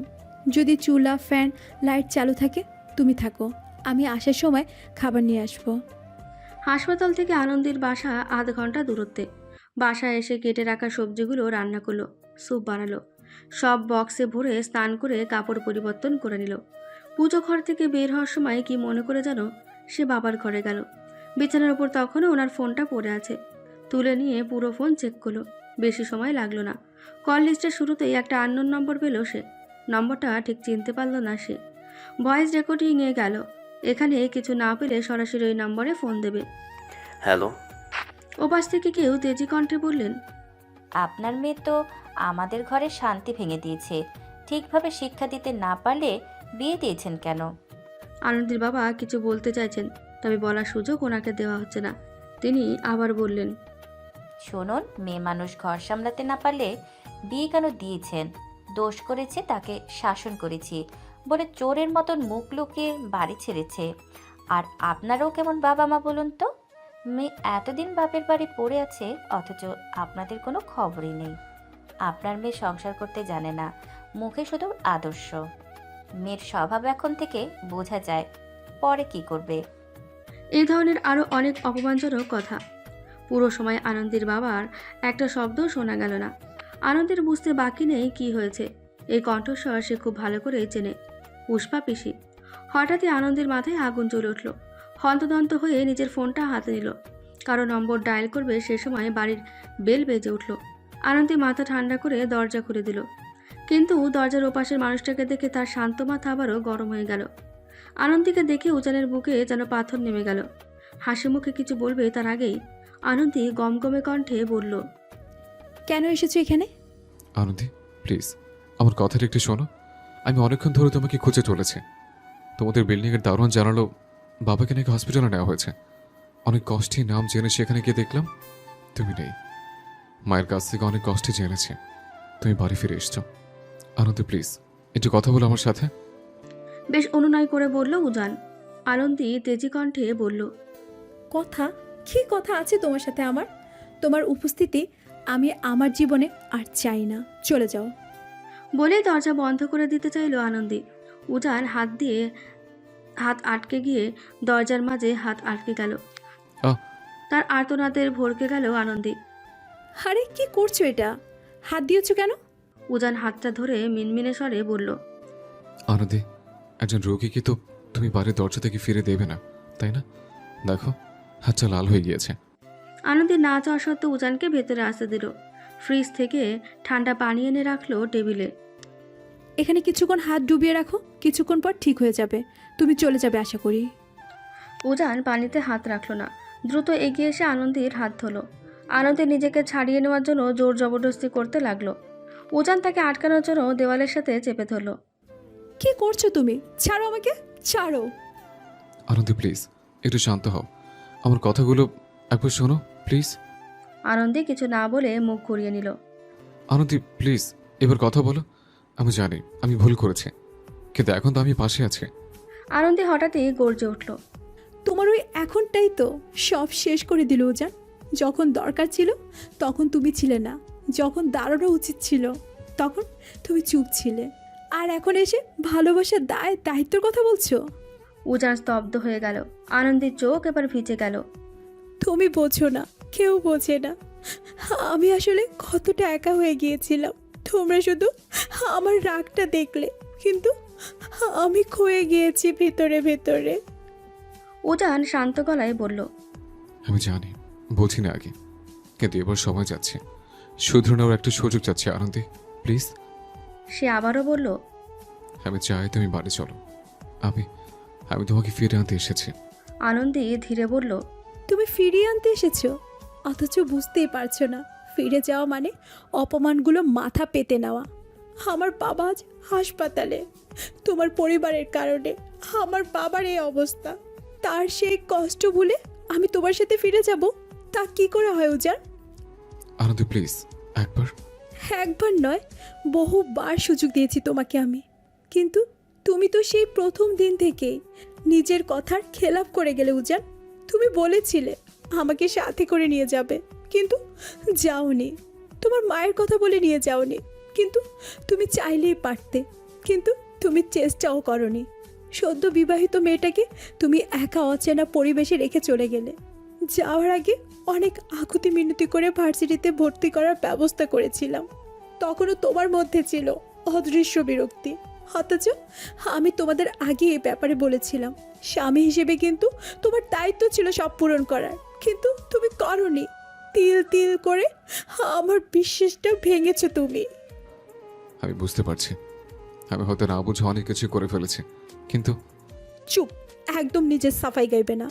তোমার পিসি আমার বাবাকে ফোন করে অপমান করেছেন, আমাকে যা ইচ্ছে বলেছেন তিনি, কিন্তু আমার বাবাকে অপমান করার অধিকার কে দিয়েছে ওনাকে বলো? উজান কোনো উত্তর দিতে পারল না। আনন্দী তাচ্ছিল্যভাবে বলল, পারবে আমার বাবাকে এই মুহূর্তে সুস্থ করে দিতে? পারবে সেই অপমানসূচক কথাগুলো ওনার স্মৃতি থেকে মুছে দিতে? বলো পারবে কি না? পারলে আমি মাথা নত করে তোমার সাথে ফিরে যাব। বলো উজান, পারবে সবাইকে বদলে দিতে? উজানের বাহু ঝাঁকিয়ে বলল আনন্দী। উজান মাথা নিচু করে ফেলল। তার কাছে যে কোনো উত্তর নেই। তার বাঁধন হালকা হয়ে এলো। আনন্দী কান্না করতে করতে ধপ করে নিচে বসে পড়ল। তোমাদের কারণে আমার বাবা মায়ের এই অবস্থা, আমাদের পরিবারের এই অবস্থা। একজন স্ত্রী আর্তনাদ, একজন মায়ের, একজন মেয়ের চোখের জল কখনোই বৃথা যাবে না। ঈশ্বর কখনো তোমাদের ক্ষমা করবেন না, কখনোই না। উজান দাঁত দিয়ে ঠোঁটে কামড়ে ধরল। আনন্দীর শেষ একটা কথা যেন উজানের বুকে কাঁপন ধরিয়ে দিল। উজান, এই জীবনে তোমার সাথে দেখা হওয়াটাই যেন সবচেয়ে বড় পাপ ছিল। না পারলে একটা সুখী সংসার দিতে, আর না পারলে একটা সংসারে আমাকে সম্মান দিতে। রাত হয়ে এসেছে। চারিদিক নিস্তব্ধতায় ছেয়ে গিয়েছে। শুধু জানালার ধারে দমকা হাওয়ার শব্দ আর একটা নীরব চাপা কান্না যেন বাতাসে মিশে আছে। আনন্দের কথাগুলো যেন উজানের বুকের ভেতরে এখনও কালবৈশাখী ঝড়ের মতো তাণ্ডব করে চলেছে। সে দাঁড়িয়েছিল দরজার সামনে, পাথরের মতন স্থির হয়ে। হাত বাড়িয়ে থামাতে গিয়েও পারল না সে। আনন্দী দরজাটা তার মুখের ওপরই বন্ধ করে দিয়েছিল। তারপর শুধুই নিস্তব্ধতা। সেই মুহূর্তগুলো চোখের সামনে ভেসে উঠতেই উজান চোখ বন্ধ করে ফেলল। তার গলার স্বর যেন কোথাও আটকে গেছে, কেউ যেন তার গলা চেপে ধরেছে। আনন্দের বলা প্রতিটি শব্দ এখনও মাথার ভিতর ঘুরছে। উজান, এই জীবনে তোমার সাথে দেখা হওয়াটা যেন সবচেয়ে বড় পাপ ছিল। না পারলে একটা সুখী সংসার দিতে, আর না পারলে সেই সংসারে আমাকে সম্মান দিতে। সে জানে না চাইতেও এই মুহূর্তটা একটা চিরস্থায়ী দাগ হয়ে থাকবে তাদের জীবনে। না বলা কত কথা জমে গেছে বুকের ভেতর, কিন্তু এখন যেন আর কিছু বলার সাহসও তার নেই। উজান, কি ভাবছিস? খাবার ঠান্ডা হয়ে যাচ্ছে। মায়ের কণ্ঠস্বরে বাস্তবে ফিরে এলো উজান। উদাস চোখে প্লেটের দিকে তাকালো। এক লকমা খাবার মুখে দিল সে। বহু কষ্টে গিলল তা। আর খাবার রুচি আসতো না। না চাইতেও প্লেটে পানি ঢেলে দিল সে। কি হলো উজান, খাবারে পানি ঢেলে দিলি কেন? আমার খেতে নেই মা, তোমরা খেয়ে নাও। কি হয়েছে বাবা? কতদিন হলো তোকে ভালো মতো দুটো খেতে দেখছি না। শরীর খারাপ তোর? অন্য কিছু রান্না করে দেব? না মা, লাগবে না, গলা দিয়ে খাবার নামছে না। পুষ্পা পিসি প্লেটে মাছের পিস নিতে নিতে দাঁত ছেলের হাসি দিলেন। দেখো বউ, তোমার ছেলের তার বউয়ের জন্য পেট পুড়ছে। বউ তো দেমাগ দেখে চলে গেল, সপ্তাহ পেরোলো, এখন ছেলে মন খারাপ করে বসে আছে। শোন, এইসব মেয়েরা ভীষণ নাটক করে, এসব নিয়ে মাথা ঘামানোর দরকার নেই উজান। প্রথম থেকে মাথায় তুললে পরে মাথায় চড়ে বসবে। একটু রাগ অভিমান করেছে, আবার ঠিক হয়ে যাবে, তখন নিজেই ফিরে আসবে। উজান এবার রাগে ফেটে পড়ল, তবুও শান্ত গলায় বলল, পিসি, আপনি বয়সে বড়, তাই আপনাকে বেশি কিছু বলিনি, আপনার খারাপ লাগবে বলে। কিন্তু এখন তো দেখছি আনন্দে নয়, আপনি মাথায় চড়ে বসছেন। উজান, এসব কি ধরনের ব্যবহার? মা, তুমি মাঝে কিছু বলো না, কথা যখন উঠেছে কিছু কথা পরিষ্কার করা দরকার। আপনি আমার শ্বশুরকে ফোন করেছিলেন? পুষ্পা দেবী যেন থমকে গেল এক মুহূর্তের জন্য, তারপরও স্বর চড়া করে বললেন, হ্যাঁ করেছি, তাতে কি হয়েছে? ওই মেয়েটা আমাদের সংসার ভেঙে দিচ্ছে, আমাদের মাঝে ঝামেলা তৈরি করছে, গলা উঁচিয়ে বিয়াদবের মতন কথা বলেছে। এসব তার পরিবারকে জানাতে হবে না? উজান মুখ তুলল এবার। পিসি, আপনি ওনাকে কি বলেছেন আদৌ জানেন তো? একজন বাবাকে আপনি অপমান করে বলেছেন তার মেয়ে সংসার করতে জানে না। পিসির রাগে চোখে তাকালেন। এটাও কানে তুলে দিয়েছে দেখছি। আমার স্ত্রীর অপমান মানে আমার অপমান। আপনি ওনাকে কিভাবে শিক্ষা দেওয়ার প্রয়োজন ছিল এই ধরনের কথা বলতে পারলেন? আনন্দী আমার স্ত্রী, সে আপনার ঘরের দায়িত্ব নয়, সে একজন মানুষ, আর আপনি সেই মানুষটাকে পদে পদে অপমান করেছেন। পুষ্পা দেবী হুঙ্কার দিয়ে বললেন, তুই এখন আমায় শেখাবি সংসার? এত সময় ধরে তোর অনেক বাজে ব্যবহার সহ্য করেছি। উজান আর এক মুহূর্তও বসলো না, উঠে দাঁড়ালো, বলল, পিসি, আপনার দয়া আমার সংসারে চায় না। আপনি আমার জীবনে যেভাবে বিষ ঢেলেছেন সে বিষের মাসুল আমি দিচ্ছি। এখন আর নয়। আপনার কথা যদি বিশ্বাস করি তাহলে আমি ভালোবাসি দায়িত্বের সম্পর্কে সব হারাবো। তাই এবার একটু নিজের বিবেক দিয়ে বিবেচনা করতে চাই। পুষ্পা দেবী রেগে গিয়ে বললেন, তুই আমার সাথে এরকম ব্যবহার করছিস উজান? আমি তোর পিসি। উজান মাথা নাড়ল ধীরে। না পিসি, আমি আপনার সাথে বাজে ব্যবহার করতে চাইনি, কিন্তু আপনি কোনো পথই খোলা রাখেননি। আর আমি আমার স্ত্রীর সম্মান চাই, যদি সেটা দিতে না পারি তাহলে আমি নিজেকে স্বামী বলে দাবি করতে পারি না। পিসি দাঁত চেপে বললেন, বউয়ের পাল্লায় পড়ে মাথা ঘুরে গেছে তোর। ওই মেয়ে তো তোকে এক পায়ে নাচাচ্ছে এখন। উজান এবার হাসলো, একটা বিষাদময় ক্লান্ত হাসি। পিসি, ভালোবাসার সম্মান জিনিসটা আপনি কখনোই বুঝবেন না। সংসার চালানো মানে শুধু দায়িত্ব, নিয়ম আর শাসন নয়। সংসার মানে একে অপরের পাশে থাকা, আর আমি তার পাশে থাকিনি। এটা আমার ভুল, আমার সবচেয়ে বড় ব্যর্থতা। কিন্তু আপনি যেটা করেছেন সেটা ভুল নয়, সেটা অমানবিক, যে আপনি জেনে বুঝে নিজের দাম্ভিকতা বজায় রাখতে করেছেন। পুষ্পা দেবীর মুখ থমথমে, তিনি কি বলবেন বুঝে উঠতে পারেন না। উজান বলল, আজ আপনি যদি আনন্দের জায়গায় আপনার মেয়েকে ভাবতেন তাহলে বুঝতেন ওর চোখের জলের মর্ম। কিন্তু আপনি কখনোই বুঝবেন না, কারণ সে আপনার নিজের মেয়ে নয়, সে তো আপনার চোখে শুধু এই বাড়ির বউ। আপনি শুধু শাসন করতে জানেন, ভালোবাসা দিতে না। কিন্তু একটু ভালোবাসার সম্মান দিলে আজকের দৃশ্যটা অন্যরকম হতে পারত। উজান এবার ধীরে ধীরে ঘর ছেড়ে বেরিয়ে গেল। বৃষ্টির ধারা আবারও শুরু হয়েছে। পিছনে ফেলে রেখে গেল কেবল কিছু অপমান, কিছু দুঃখ, কিছু অব্যক্ত ভালোবাসা। হাসপাতালের ঘরটা নিস্তব্ধ। রাত বাড়ছে, বিছানায় শুয়ে থাকা মানুষটির বুকটা ধীরে ওঠানামা করছে, চোখে অস্থির ক্লান্তি। আনন্দী চুপ করে বসে আছে বাবার পাশে, বাবার হাতের ওপর নিজের হাত রাখা। মাকে আগেই বাড়ি পাঠিয়ে দিয়েছে সে, বাসা খালি থাকা মোটেও ঠিক না। সমস্ত কিছু থেমে আছে যেন, শুধু ঘড়ির কাঁটা কানে কানে বলে যাচ্ছে। সময়ের ভেতরেও থাকে নিঃশব্দ যুদ্ধ। বাবার মুখে এখনো ক্লান্তির ছাপ, কিন্তু চোখ খুলছেন তিনি। বাবা, কেমন লাগছে এখন? ভালো। মা কোথায়? বাসায় পাঠিয়ে দিয়েছি। কিছু সময়ের নীরবতা। আনন্দেই প্রথমে বলল, বাবা, আমি যদি জানতাম আমার কারণে তোমার এই অবস্থা হবে, তবে সেই সময় সিদ্ধান্ত নেওয়ার আগে দ্বিতীয়বার ভাবতাম। ফুপিয়ে কান্না করে ফেললো আনন্দী। আমি তোমাদের জানাতে চেয়েছিলাম, কিন্তু সাহস হয়নি আমার। তোমাদের মেয়ের সংসার যে ভাঙার পথে, তা তোমাদের জানানোর সাহস হয়নি আমার। আমি চেষ্টা করেছিলাম বাবা, কিন্তু পারিনি আমি। অঝরে কান্নায় ভেঙে পড়ল মেয়েটা। অনেকদিন ভেতরে লুকিয়ে থাকা কষ্টটা যেন বেরিয়ে আসছে। একটা দীর্ঘশ্বাস চাপা পড়ে গেল আনন্দীর গলায়। জানো তো বাবা, আমি হাল ছাড়িনি। আমি আসলেই চেষ্টা করেছিলাম সব কিছু ঠিক রাখার। তার বাবা কিছু বললেন না, শুধু মেয়ের কাঁপা কণ্ঠ শুনে হাতটা আরেকটু শক্ত করে ধরলেন। সব সময় মনে হয় কোথাও আমি ব্যর্থ হয়েছি।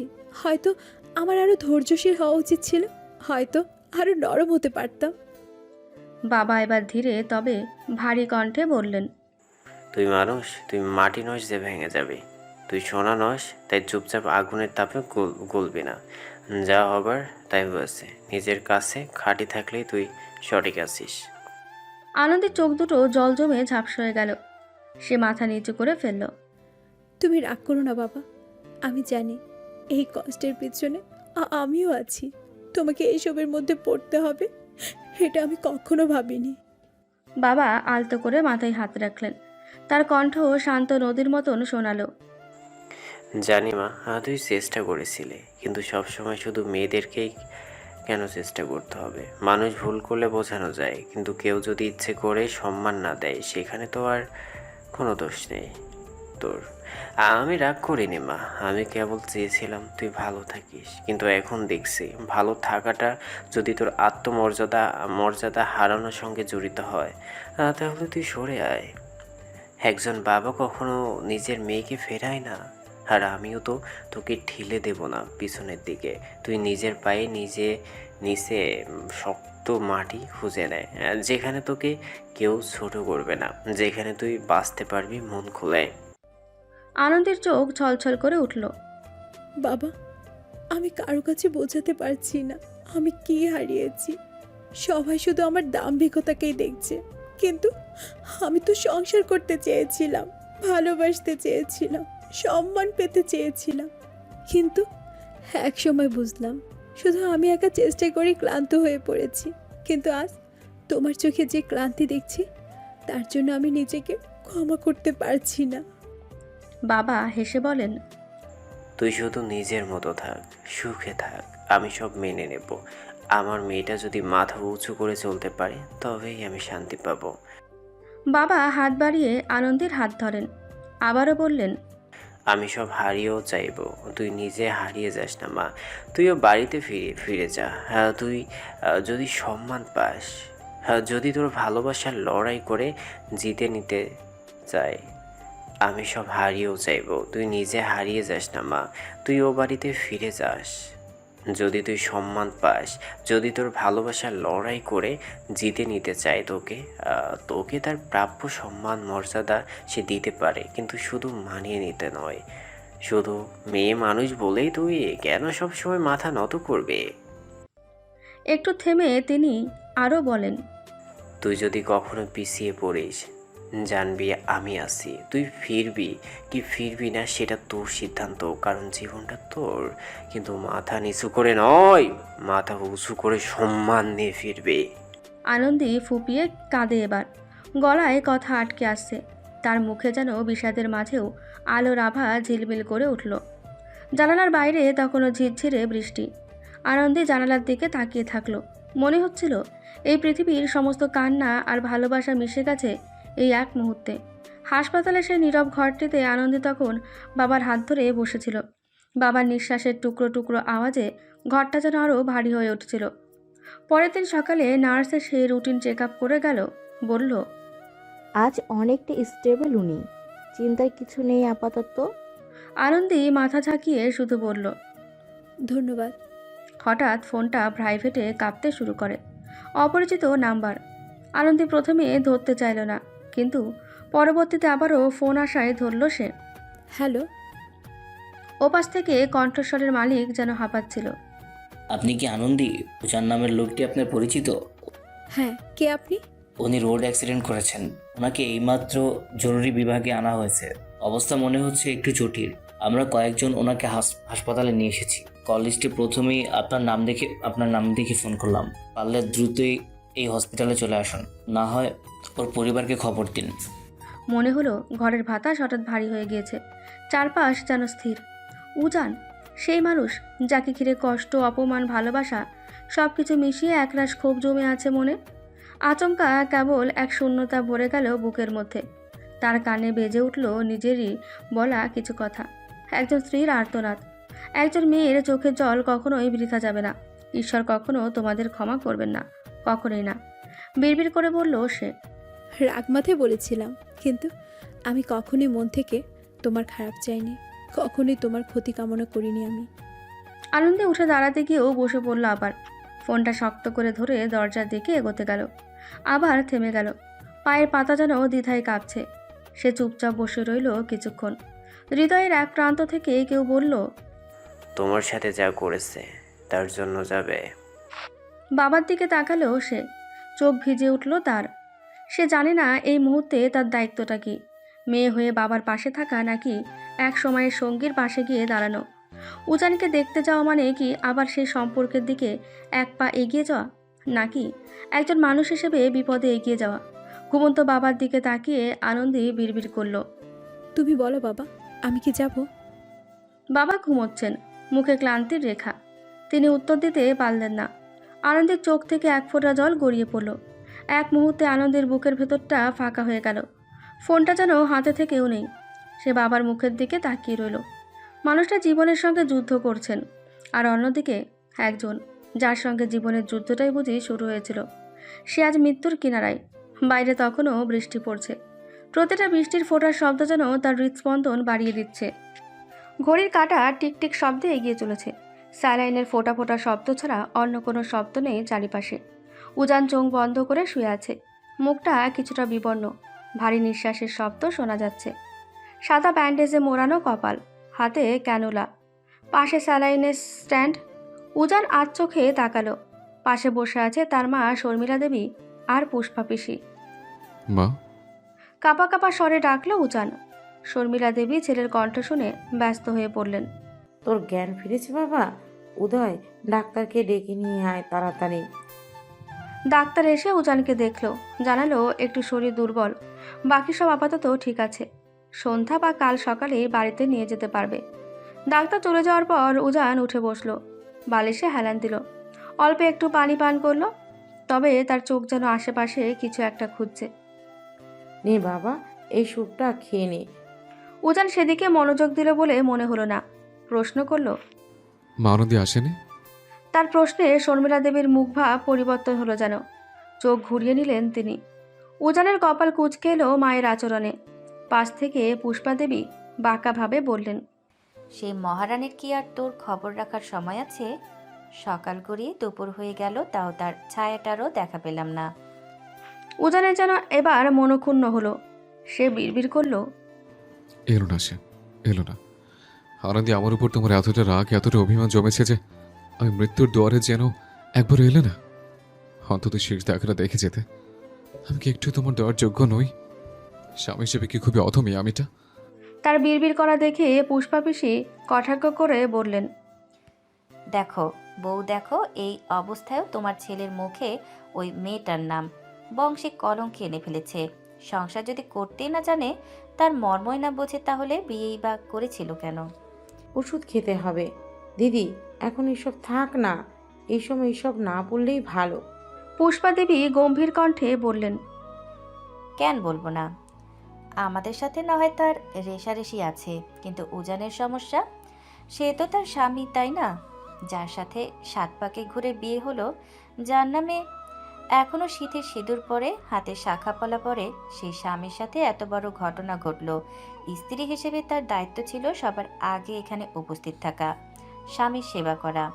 অন্য মেয়েদের দেখি স্বামীর সামান্য আঁচল লাগলেও চিন্তায় পাগল হয়ে যায়, আর তোমাদের বইয়ের তো ছায়াটাও আশেপাশে নেই।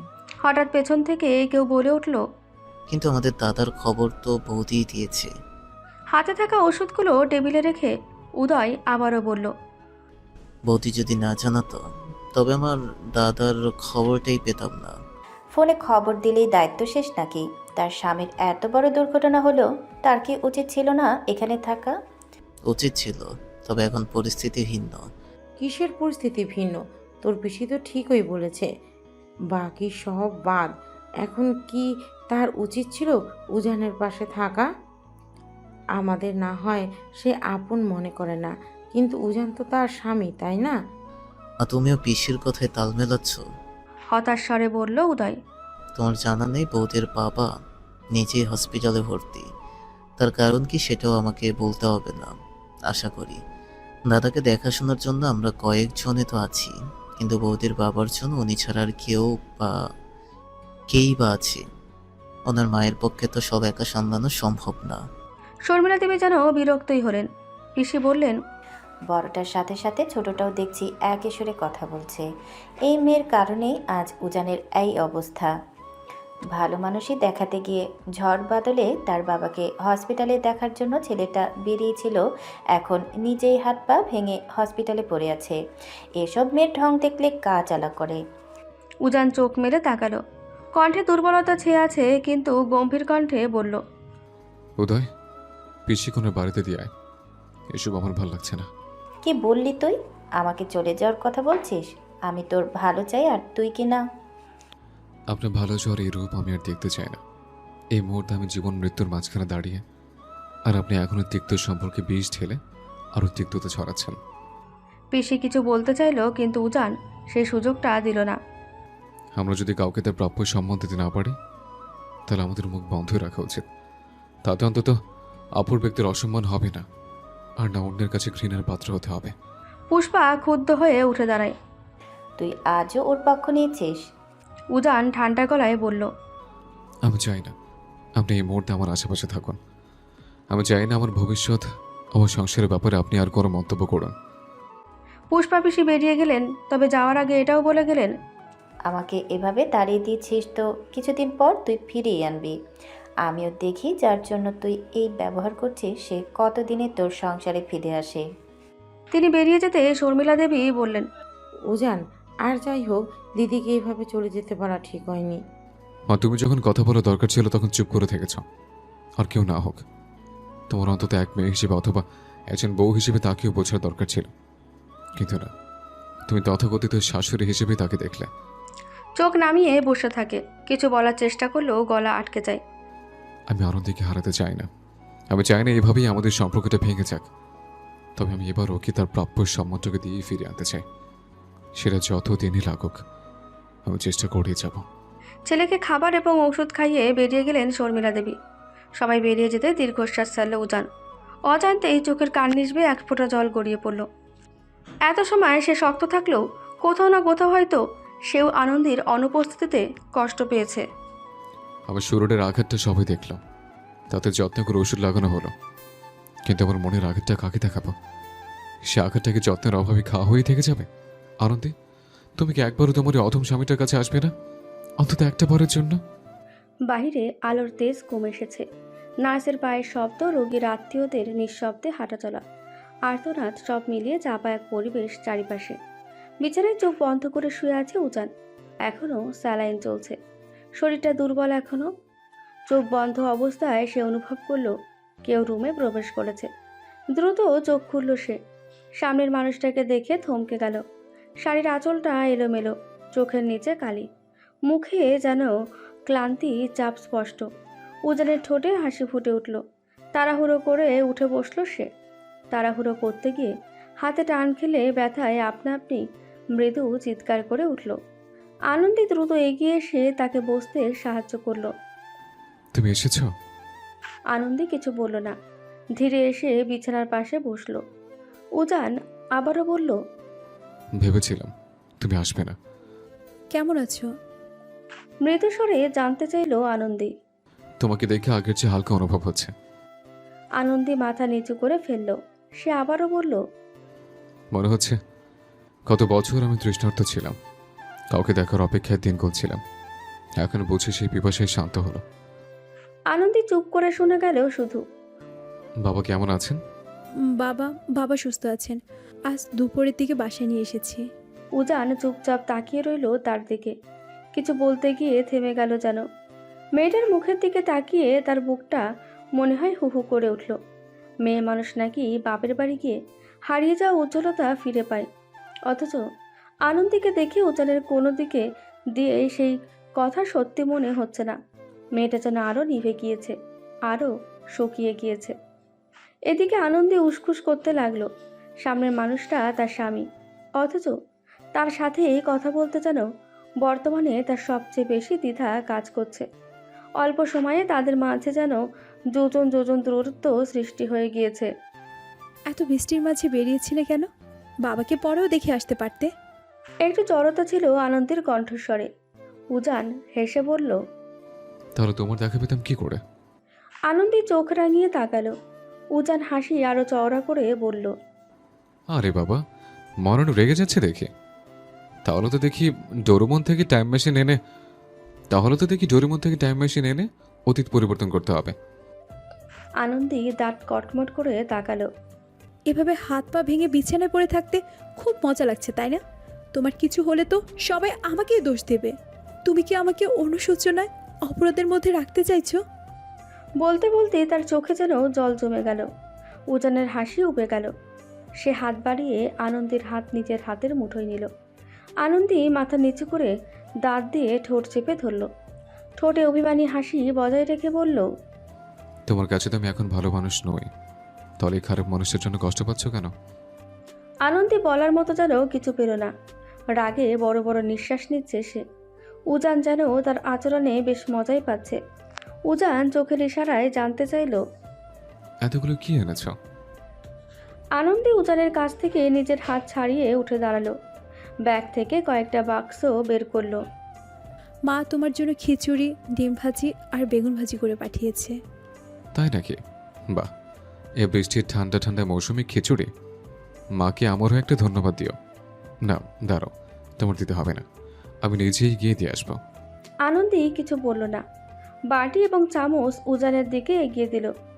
উজান হতাশ স্বরে বলল, আনন্দী, তুমি কি বুড়িয়ে গিয়েছ? বাজে কথা বন্ধ করে এবার খাবে। খাবো কিভাবে? আমার একটা হাত যে গলায় ঝুলে আছে, সেটা কি তোমার চোখ অদৃশ্য হয়ে গিয়েছে? বউ, তুমি আমার আগেই বুড়িয়ে গেলে, হতাশাজনক। থাক, তোমার খেতে হবে না। আরে আরে, তুমি কি আমাকে না খেতে দিয়ে শুকিয়ে মরতে চাও? বউ, তুমি আমাকে এভাবে নতুন নিমেষ আসতে দেবে? আনন্দী চামচে খাবার নিয়ে উজানের মুখে দিল। চুপ, একদম চুপ। চুপচাপ খাবে। আর একটা কথা বলে খাবার তো বন্ধ, সাথে মুখও প্লাস্টার করে দেব। উজান মিটিমিটি করে হাসতে লাগলো। এর মাঝেই ঘরে ঢুকলেন শর্মিলা দেবী। আনন্দীকে দেখে যেন তিনি কয়েক সেকেন্ডের জন্য স্তব্ধ হয়ে গেলেন। এসেছো তাহলে? আনন্দী তাকালো না, শুধু হালকা মাথা নাড়ালো। উজানের দিকে আরেক চামচ খাবার এগিয়ে দিল। শর্মিলা দেবী কিছুক্ষণ দাঁড়িয়ে রইলেন চুপচাপ। ওনার মাঝে অপরাধবোধ নাকি রাগ বুঝলো না আনন্দী। শর্মিলা দেবী এবার বললেন, যা, ভেবেছিলাম আসলেই তোমার মাঝে স্বামী প্রীতি বলে কিছু নেই। দেরি হলেও অন্তত স্ত্রীর কর্তব্যটা ভুলে যাওনি, দেখে ভালো লাগলো। যাই হোক, স্বামী বলে কথা, শত হলো তাকে তো হেরিয়ে যেতে পারি না। খাওয়া শেষ, ওষুধ খেয়ে নাও। প্রেসক্রিপশন দেখে উজানকে ওষুধ দিল আনন্দী। সব কিছু আবারও ব্যাগে নিয়ে উঠে দাঁড়ালো। উজান যেন হকচকিয়ে গেল। ব্যতিব্যস্ত হয়ে তার হাত টেনে ধরল। চলে যাবে তুমি? বাবার ওষুধ কিনতে হবে, বাজারে যেতে হবে। বাড়ি ফিরবে না? বেশ উৎসুক হয়ে জানতে চাইল উজান। বিশ্রাম করো, আমি আসছি, সাবধানে থেকো। নিজের হাত ছাড়িয়ে নিয়ে বেরিয়ে গেল আনন্দী। উজানের চোখে মুখে হতাশারা আবারও ঠাঁই নিল। তার চলে যাওয়া দেখে শর্মিলা দেবী যেন ক্ষুব্ধ হলেন। সংসারের দায়িত্ব ভাগ করে নিতে হয়, সেই দায়িত্বের পরীক্ষায় যদি কেউ বারবার পিছনে থাকে তবে সম্পর্ক টেকে না, নামের ভালোবাসাও ফিকে হয়ে যায়। তবে সব কিছুই শুধু দায়িত্বের খাতিরে করলে কখনোই হয় না, শুধু দায়িত্ব পালন করলেই সব কিছু সমাধান হয় না। তিনি আবারও বললেন, খুব তো তার হয়ে কথা বলছিলে, এখন সে তো শুধু দায়িত্ব পালন করে দায় সারা হয়ে গেল। এভাবে যদি তার কাজকর্ম চলতে থাকে তবে এর ফলাফল কখনোই সুখকর হবে না। উজান কোনো উত্তর দিল না। সে এখনও দরজার দিকে তাকিয়ে আছে। সে নীরব থেকে মায়ের কথায় সম্মতি জানালো নাকি অভিমান করলো তা বোঝা গেল না। বাজারের ব্যাগগুলো মায়ের হাত দিয়ে সোফায় বসলো আনন্দী। ঘেমে একাকার হয়ে গিয়েছে মেয়েটা। তার মা তাকে এক গ্লাস পানি এগিয়ে দিলেন। বাবা কোথায়? ঘুমাচ্ছে এখন। জামাইয়ের সাথে দেখা করেছিস? খাবারে কোনো সমস্যা ছিল? না, ভালোই হয়েছে বলল। তুই যে এই বাড়িতে চলে এলি কিছু বললো না? না। কি বলেছিস তুই? মা, এখন এসব বাদ দাও না। বাবা কিছুটা সুস্থ হোক, ও যেন ঠিক হোক, তখন এসব নিয়ে ভাবা যাবে। আনন্দী, সংসারে আর যাই হোক আত্ম অহংকার, ইগো এসব থাকতে নেই। ইগো কখনো কারোর মাঝে চেপে বসলে তার পরিণতি কখনোই সুখকর হয় না। আমি তোকে বলছি না অন্যায় মেনে চুপচাপ সব সহ্য করতে, কিন্তু মারে হার যাই হোক নিজের ইগো বজায় রাখতে গিয়ে ঠিক হতে পারা জিনিসটা নষ্ট করিস না, তাহলে পরবর্তীতে তুই নিজেই সবচেয়ে বেশি কষ্টে থাকবি। 2 দিন পর ভরদুপুরে শহরের গলিগুলো প্রায় নির্জন। সূর্যের তাপও কমে এসেছে কিছুটা। গাছের ছায়া লেপ্টে আছে দেওয়ালে। উজানের বাসার সামনে এসে থামলো আনন্দী। ব্যাগ থেকে ফোন বের করে কাউকে ফোন করলো। বাড়িতে আছো? নিচে এসো একটু। কেটে দিল আনন্দী। অপেক্ষা করতে লাগলো মানুষটার নামার। কিছু সময় পরেই ঘোরাতে ঘোরাতে নেমে এলো উজান। তাকে ধরে নামাচ্ছে উদয়। আনন্দী উদয়ের দিকে কপাল কুঁচকে তাকালো। আমি তোমাকে নামার জন্য বলেছি, ওকে এই অবস্থায় নিচে নামিয়েছো কেন? আমি কি করব? তুমি এসেছো শুনে নিজেই বেরিয়ে এলো।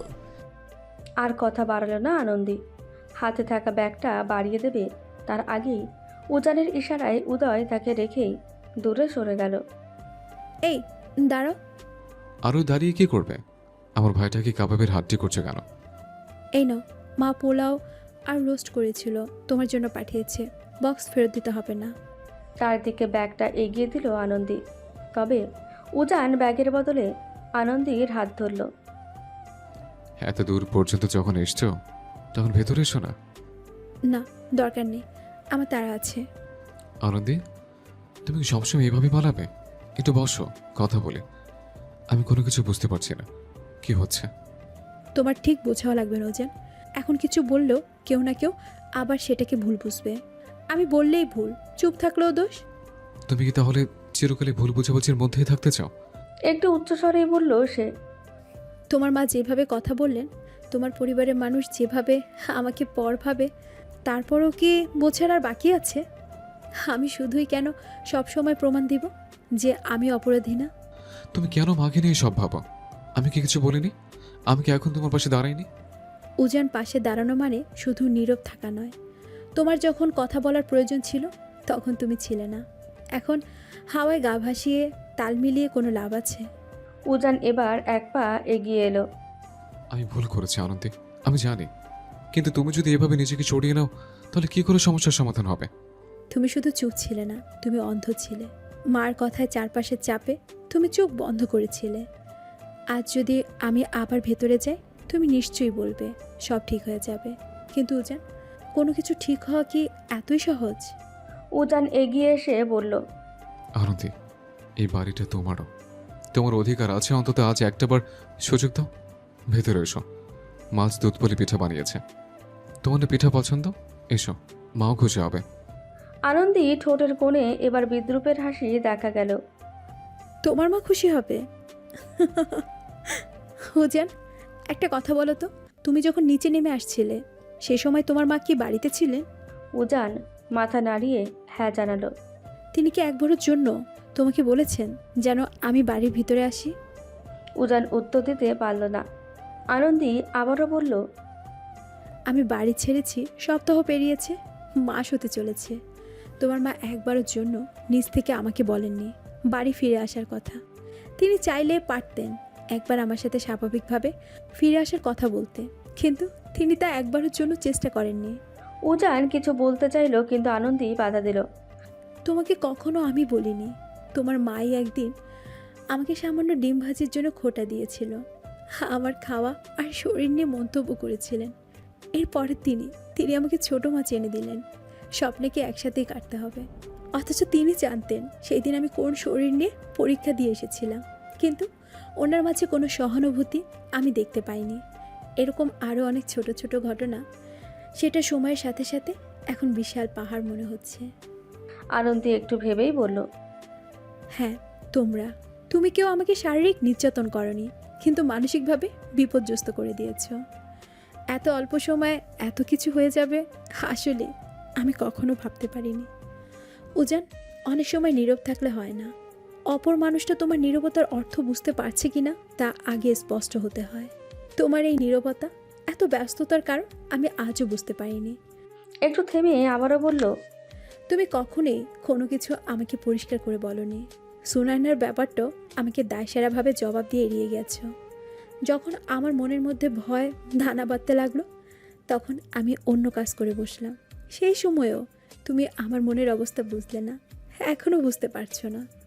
যেদিন তুমি আমার অবস্থান স্পষ্ট করে বলবে, শুধুই নামের ভালোবাসা নয়, সম্মানের পক্ষেও দাঁড়াবে, যেদিন তোমার নীরবতা কারো পক্ষে নয়, যেদিন আমাকে প্রাপ্য সম্মান দিতে পারবে, হয়তো সেদিন আমি আবার আসব, কিন্তু তার আগে নয়। উজান চুপ করে দাঁড়িয়ে থাকলো। আনন্দী চোখের জল মুছে চলে যাওয়ার জন্য উদ্ধত হলো। উজান পেছন থেকে ধীর স্বরে বলল, আমি হয়তো সম্পূর্ণ চেষ্টা করিনি, আমার চেষ্টা হয়তো এখনো ত্রুটি আছে, তবে দোষ যেহেতু আমারও আছে, আমি সহজে হাল ছাড়ব না। তোমার জন্য দরজাটা সবসময় খোলা থাকবে আনন্দী। আনন্দী কোনো উত্তর দিল না। চুপচাপ ব্যাগটা উজানের হাতে ধরিয়ে দিয়ে নীরবে বেরিয়ে গেল। তার মুখের অভিব্যক্তি পেছনের মানুষটা বুঝল না। তাকে যেতে দেখে উদয় এগিয়ে গেল। উজানের হাত ধরল সে। সব ঠিক হয়ে যাবে, হাল ছেড়ো না, একটু সময় দাও। বাড়ি ফিরে এলো তারা। উদয় ভাইকে সোফায় বসালো। শর্মিলা দেবী দরজার দিকে তাকিয়ে বললেন, এলো না তো? মা তুমি প্লিজ এখন আর কিছু বলো না। উদয় বলল, হ্যাঁ হ্যাঁ, এই বাড়িতে আমার দাম কি কখনো ছিল? আমি বলি সব দোষ। না মা, দোষ তোমার না, এখানে সবচেয়ে বেশি দোষী আমি। তুমি আমার মা, তোমার জায়গা কখনোই কেউ নিতে পারবে না। কিন্তু আমি মায়ের প্রতি দায়িত্ববোধ ভালোবাসা দেখাতে গিয়ে স্ত্রীকে যে নিজে অজান্তে এড়িয়ে গিয়েছে, সেটা সময় মতো বুঝতে পারিনি। মা আর স্ত্রীর স্থান আমি বজায় রাখতে পারিনি। ঘুরিয়ে পিছিয়ে বলছিস কেন? একেবারেই বলে দে দোষটা আমার, আমি খারাপ। তোমার কষ্টের কথা ভেবে যে আরেকজনের কষ্টের কারণ হয়ে দাঁড়িয়েছে, তা বুঝতে পারিনি। না মা, মায়েরা কখনোই খারাপ হয় না, কিন্তু শাশুড়ি হিসেবে তুমি চাইলেও পারতে আনন্দের সাথে আরেকটু কোমল হতে, তাকে এই পরিবারের একজন হয়ে উঠতে সহযোগিতা করতে পারতে, নাকি তাকে নিজের প্রতিদ্বন্দ্বী ভেবে দৌড়ে দিতে। আনন্দী, এই আনন্দী, কবে থেকে তোর ফোন বেজেই চলেছে, শুনতে পাচ্ছিস না তুই? বলতে বলতে তার মা তার রুমে এলো। তিনি দেখলেন মেয়ে ফোনের সামনে বসে আছেন। কিরে, তুই তো ফোনের কাছে আছিস, ধরছিস না কেন? আনন্দী উত্তর দিল না। মা এগিয়ে এসে তাকে আলতো করে ধাক্কা দিল। কি হলো? উজান ফোন করেছে। সে তো ভালো কথা, ছেলেটা এতবার ফোন করছে, ধর। আনন্দী ধরল না। পুনরায় কল কেটে গেল। তার মা যেন মেয়ের আচরণে হতাশ হলেন। তিনি বিছানায় বসলেন। তুই কি চাইছিস বলতো? ছেলেটা তো চেষ্টা করছে সব ঠিক করার, নিজের ভুলটাও স্বীকার করছে, তাহলে তুই কেন বারবার পিছিয়ে আসছিস? কিন্তু বিয়ের পর থেকে এতদিন যা যা করলো তার কি হবে? আমাকে মানিয়ে বুঝিয়ে নিয়ে যাবে, তারপর ও বাড়িতে একা রেখে আবার চলে যাবে, তারপর তার ব্যস্ততার বাহানা। আমিও বাকি 5টা মেয়ের মতো সংসার করতে চেয়েছিলাম মা, সেই আশায় তার সাথে ও বাড়ি পা রেখেছিলাম, কিন্তু সে কি করলো? আমাকে একা রেখে চলে গেল। এরকম সংসার তো আমি চাইনি। আনন্দী, আমি তোকে সেদিনও বলেছি, ইগো থাকলে কোনোদিনই কখনোই সমাধান হবে না। উজানের ভুল ছিল, কিন্তু সেও তো এখন সব ঠিক করার চেষ্টা করছে। তুই যদি এভাবে এড়িয়ে চলিস তাহলে এভাবেই চলবে। আর এভাবে তো সংসার হয় না মা। একটা সম্পর্কের কমিউনিকেশন অনেক গুরুত্বপূর্ণ একটা ভূমিকা পালন করে। কমিউনিকেশন গ্যাপের কারণে না চাইতেও অনেক ভুল বোঝাবুঝি সৃষ্টি হয়, সুন্দর হতে পারা সংসারটাও ভেঙে যায়। এভাবে তো হয় না। তোদের দুজনে এবার মুখোমুখি বসে একটা সিদ্ধান্ত নিতেই হবে। ওর সাথে কথা বল, দেখ কি বলে। উজান আবারও ফোন দিল। এবার আনন্দী আর অপেক্ষা করলো না। আনন্দী, তুমি একবার এই বাড়িতে এসো। উজান, আমি তো বলেছি যে এই বাড়িতে আমার কোনো সম্মান নেই, আমার বাবা মায়ের সম্মান নেই। যেখানে বিনা অপরাধে আমাকে চুরির অপবাদ দেওয়া হয়, সেখানে কখনোই ফিরে যাব না। তাহলে তুমি কেন আবারও সেই কথা বলার জন্য ফোন করেছো? ধরো, এটাই শেষবার, দয়া করে একবার এসো। আনন্দী আবারও বারণ করতে যাবে, কিন্তু উজানের কথা শুনে থমকে গেল। হারিয়ে যাওয়া টাকাগুলির সন্ধান পাওয়া গিয়েছে। বাড়ির গেটে দাঁড়িয়ে আছে আনন্দী। বুক ধুকপুক করছে তার। বাবা মাকেও সাথে নিয়ে এসেছে সে। মনে মনে ঠিক করেই এসেছে, আজ সব কিছু শেষ করে যাবে। উজান তাদের দেখতে পেয়ে এগিয়ে এলো। ভিতরে এসো আনন্দী, প্লিজ, এবার অন্তত এসো। আনন্দী তখনও দাঁড়িয়ে রইল। পেছন থেকে তার মা হালকা ধাক্কা দিয়ে ভেতরে যেতে বলল। আনন্দী সকল দ্বিধাদ্বন্দ্ব একপাশে সরিয়ে রেখে ভেতরে প্রবেশ করলো।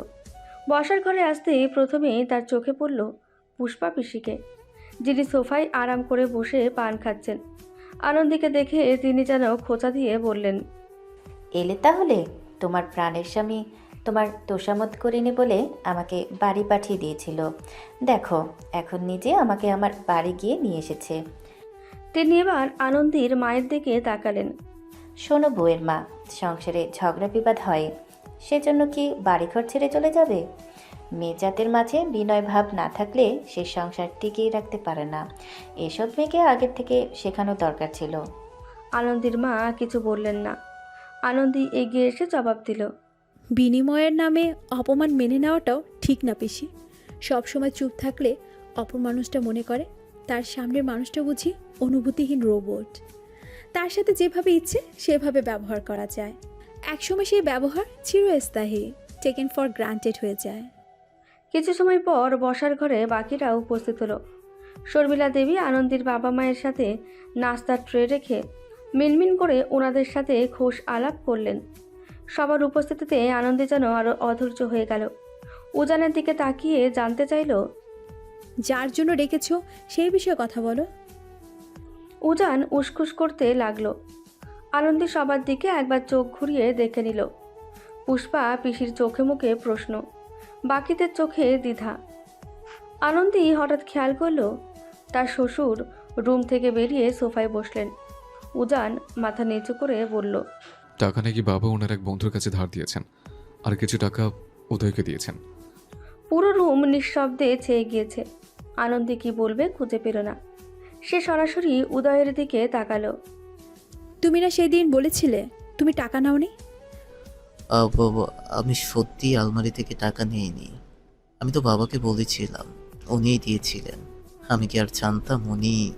তোমার সামনে এত কিছু হয়ে গেল, অথচ তুমি একবারের জন্য কথাটা বললে না। আমি কি ধরে নিব? তুমি ইচ্ছে করে কথাটা বলনি। উদয় জবাব দেওয়ার কিছু পেল না। আনন্দী আবারও প্রশ্ন করল, এতদিন পর আপনার টাকার সন্ধান পেলেন, কি অদ্ভুত তাই না? সেদিন আপনারা বিনা প্রমাণে আমাকে দোষীর জায়গায় দাঁড় করিয়ে দিয়েছিলেন, অথচ অন্য কাউকে কোনো প্রশ্নই করা হয়নি। আমি বাড়ির বউ, পরের বাড়ির মেয়ে বলে কি দোষী শুধু আমি? এই বাড়ির রক্ত কি ধোয়া তুলসী পাতা?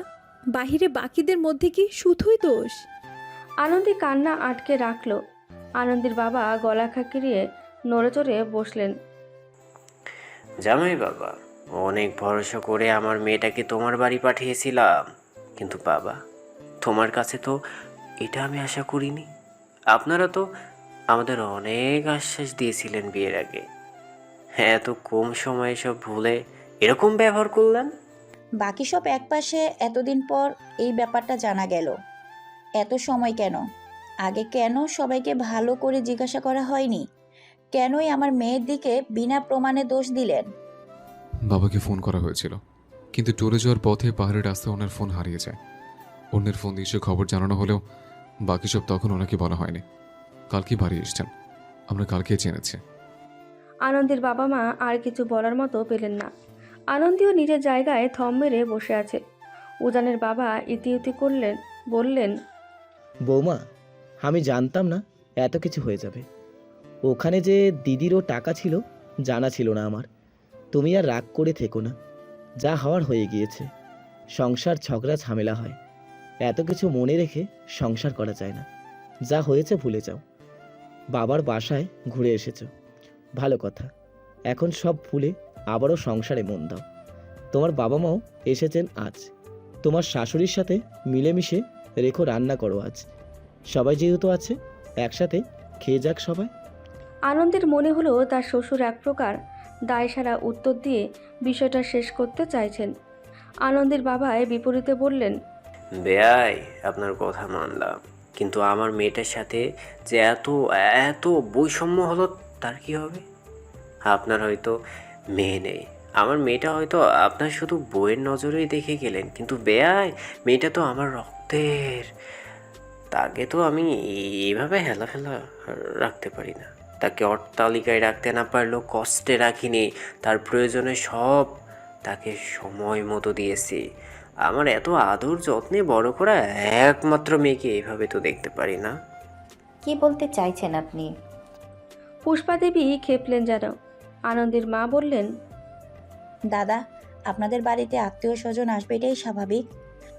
তারা আমার মেয়েরও আত্মীয়, কিন্তু আত্মীয় যদি পরিবারের মধ্যে বেশি হস্তক্ষেপ করে, সংসারে যদি অন্যের প্রাধান্য বেশি থাকে, তবে তা কখনোই মঙ্গলজনক হয় না। আর জামাই, তুমি তো বলেছিলে বিয়ের পর আনন্দীকে তোমার সাথে নিয়ে যাবে, তাহলে অর্ধেক বছর পেরিয়ে গেল, কেন নাওনি? তোমার মাঝেও তো আমি এই বিষয়ে কোনো তারাই দেখলাম না। স্ত্রী যদি হয় স্বামীর অর্ধাঙ্গিনী, বিয়ের পর যদি তাকে নিজের কাছেই রাখতে না পারো, পরনারীর মতো দূরে ঠেলে ফেলে রাখো, তাহলে বিয়ে করলে কেন? শুধু তোমার পরিবারের মানুষদের আবদার পূরণ করার জন্য? দেখুন বেআইন, যা হয়েছে তা ভুলে গেলেও সব সমস্যার সমাধান হবে না। জামাই বাবা, আমার মেয়েটাকে আমি তোমার সাথে বিয়ে দিয়েছি। সংসার সে তোমার সাথে করার জন্য এই বাড়িতে এসেছে। যেখানে স্বামীই নেই, সেটা আবার কীরকম সংসার? শুনতে হয়তো খারাপ লাগবে, কিন্তু মেয়েটাকে আমি তোমার পরিবারের আবদার পূরণ করার জন্য পাঠাইনি। হ্যাঁ, এখন এটাও তার একটা পরিবার। সে হয়তো খুশি মনে সব করার চেষ্টা করছে, কিন্তু স্বামী ছাড়া এটা কী ধরনের সংসার? তুমি যদি তোমার স্ত্রীকে তার স্ত্রী হওয়ার মর্যাদা দিতে না পারো, তবে বিয়েটাই কেন করেছো? তোমার পরিবারের শখ আবদার পূরণ করার জন্য? বিয়াই, আপনি কি কোনোভাবে আমার ছেলের কান ভরছেন না তো? শর্মিলা দেবী বললেন, আমার স্বামীর কান ভরছেন না বেআইন, তিনি তো ঠিক কথাই বলেছেন। আপনার ছেলে যদি সংসারই না করে, স্বামী হিসেবে তার দায়িত্ব পালন না করে, তাহলে তো হবে না। আমাদের মেয়েকে তো আমরা এভাবে হেলায় ফেলায় রাখতে পারি না। বিয়ের আগে তো সেই বলেছিল অফিস যেখানে সেখানে নিয়ে যাবে, চিন্তার কোনো বিষয় নেই। কিন্তু হলোটা কি? দিনের বেশিরভাগ সময় তো সে নাকি ব্যস্ত থাকে। এটা কোনো সংসার? আনন্দী এবার মুখ খুলল। উজান, আজ যদি সব কিছু সমাধান না হয়, তবে এই সম্পর্ক রাখা আমার পক্ষে মোটেও সম্ভব না। তোমাকে আজ তোমার সব আচরণের উপযুক্ত কারণ বলতেই হবে। আজ একটা ফয়সালা হতেই হবে। যদি তুমি পূর্বের মতো হাওয়ায় ভেসে থাকা জবাব দাও, তবে আমার সিদ্ধান্তে অটল থাকব। গম্ভীর কণ্ঠে জানালো আনন্দী। উপস্থিত সকলে যেন বিচলিত হয়ে পড়ল। সবার মাঝেই চাপা উত্তেজনা কাজ করছে। উজান ঢোক গিলে নিজেকে প্রস্তুত করলো যেন। আনন্দী, তুমি তো খেয়াল করেছ বাবা বেশিরভাগ সময় বাসায় থাকেন না। ওদের অনেক সময় হোস্টেলেই থাকে। আমি যখন ছোট ছিলাম তখন আমাদের বাড়ির পরিবেশ এরকম ছিল না। তুমি তো পিসিকে অনেক সময় তাদের বাড়ির বিভিন্ন নিয়মের কথা বলতে শুনেছ। পিসি ছিলেন ওনাদের ভাই বোনের মধ্যে সবচেয়ে বড়। এরপর ওনার 4 ভাই, যার মধ্যে আমার বাবাই সবচেয়ে বড়। আমি বুদ্ধি হওয়ার পর থেকে সকলকে একসাথে থাকতে দেখেছি। সে বাড়ির কর্তৃ ছিলেন আমার ঠাকুমা। ওদের হওয়ার কয়েক মাস পর তিনি মারা যান। আমি তখন হয়তো 4-5 বছরের। মা ছোট উদয়কে আমার কাছে রেখে সকল কাজ সামলেছিল। ছোট আমিটার অবুঝপনার কারণে সামলাতে না পেরে তাকে কোল থেকে ফেলে দিই। তার কপালে ফুলের ঢোল হয়ে যায়। সেদিন কি মাঠে এনে মেরেছিল মা আমাকে। খুব কান্না করেছিলাম সেদিন। তবে বাইরের চিৎকার চেঁচামেচিতে কান্না বন্ধ হতে বাধ্য হলাম। ছোট বয়স থেকে ঝগড়া ঝামেলায় বেড়ে উঠে আমি সবসময় ঝামেলা এড়িয়ে চলতে চাইতাম। এই ঝগড়া ঝামেলার কারণে আমাদের বাড়িতে যে কত বড় বড় ঘটনা ঘটে গিয়েছিল তা ভাবলে এখনো বুক কেঁপে ওঠে যেন। উজান, এসব পুরনো কথা এখন বলছিস কেন? মা, আমাকে আজ বাধা দিও না। ছোট থেকে সব কথা নিজের মধ্যে রাখতে রাখতে দম বন্ধ হয়ে আসছে। আর যখন সুযোগ পেয়েছে তখন নিজের কষ্টগুলোকে তোমাদের সামনে রাখতে চাই। আনন্দের দিকে তাকালো উজান। আমি তোমাকে কখনোই খোঁটে দেইনি আর সামনে দেব না। আমাদের সেই বড় পরিবারে বেশিরভাগটাই চলতো আমার বাবার স্বল্প আয়ে। দেখতাম তিনি বেতনের সেই টাকা মায়ের হাতে দিয়ে চিন্তামুক্ত থাকতেন। তবে মায়ের মুখের চিন্তার ছাপার কারণ নজরে না এলেও আমার চোখে ঠিকই পড়ল। বিশেষ করে বয়স বাড়ার সাথে সাথে তা যেন আরও পীড়া দিত। তখন আমি ক্লাস 2-তে ওতে হাঁটতে শিখেছি। তখন আমার সবচেয়ে ছোট কাকা তখন অবিবাহিত, চাকরি হয়নি। একদিন তিনি বিয়ে করবেন বলে জেদ করলেন, কারণ তার পছন্দের পাত্র বিয়ে ঠিক হয়ে গিয়েছে। অনেক ঝামেলা হলো সে সময়, ঘোরধর তোলপাড় হলো। অবশেষে বিয়ে ঠিক হলো। বেশ ব্যস্ততায় সকল ব্যবস্থা হলো। বিয়ের প্রায় খরচটাই বাবার কাঁধে পড়ল। মায়ের কাছ থেকে শুনেছিলাম বাবার দেনাও নাকি অনেক হয়েছিল। হ্যাঁ রে উজান, পিঠ পিছে তোর মা তোকে এসব শেখাতো? আমাদের নিয়ে তোর মনে বিষ হয়ে ভরেছে দেখি তোর মা। শর্মিলা দেবী বলার মতন কিছু পেলেন না। উজানের বাবা গম্ভীর কণ্ঠে বললেন, 2 যুগ আগের কথা এখন বলছো কেন? আর দেনা হলে আমার ভাইয়ের বিয়েতে এসেছে। 2 যুগ আগের কথা এখন বলছো কেন? আর দেনা হলেও আমার ভাইয়ের বিয়েতে হয়েছে। সেই দেওনা পরিশোধ করেছি আমি। এইসব নিয়ে তো তোমাদের মাথা ব্যথার কারণ দেখছি না উজানা। উজান যেন বিদ্রুপ করে হাসল। হ্যাঁ বাবা, ঠিকই বলেছেন। সে দেনা নিয়ে আমার কোনো মাথা ব্যথা থাকার কথা নয়। আমার এখনো মনে আছে, বাড়ির শেষ বিয়ে বলে বেশ বড় করে আয়োজন হয়েছিল। আপনি সবাইকে হাজার হাজার টাকার শপিং করে দিয়েছিলেন। হরেক পদের খাবারের আয়োজন হয়েছিল। বিয়ের আগে থেকে বাড়িতে হই হই রব। সকলে বেশ খুশি। তবে এত হইচই খুশির মাঝে আপনি আমাদের খেয়াল করার সময় পেলেন না। আপনি প্রতিবারের মতন দায়সারাভাবে মায়ের হাতে কিছু টাকা দিলেন। মাকে ফিসফিস করে বলেছিলেন এখন অনেক খরচ, হাতে টাকা নেই। বাকিদের তো উনি তা বলতে পারবেন না। তাই আমরাই যেন মানিয়ে নেই। মানিয়ে নিয়েছিলাম আমরা, আমাদের মা। সে টাকাতে আমার আর ওদের জন্য কম দামের 2টো পাঞ্জাবি কেনা হয়েছিল। আর মা কিনেছিল একটা পাতলা চেইন। বিয়ের বাড়ির বাকি বাচ্চারা বাহিরের রকমের পোশাকে ছিল। সেখানে আমাদের বিমানই লাগছিল।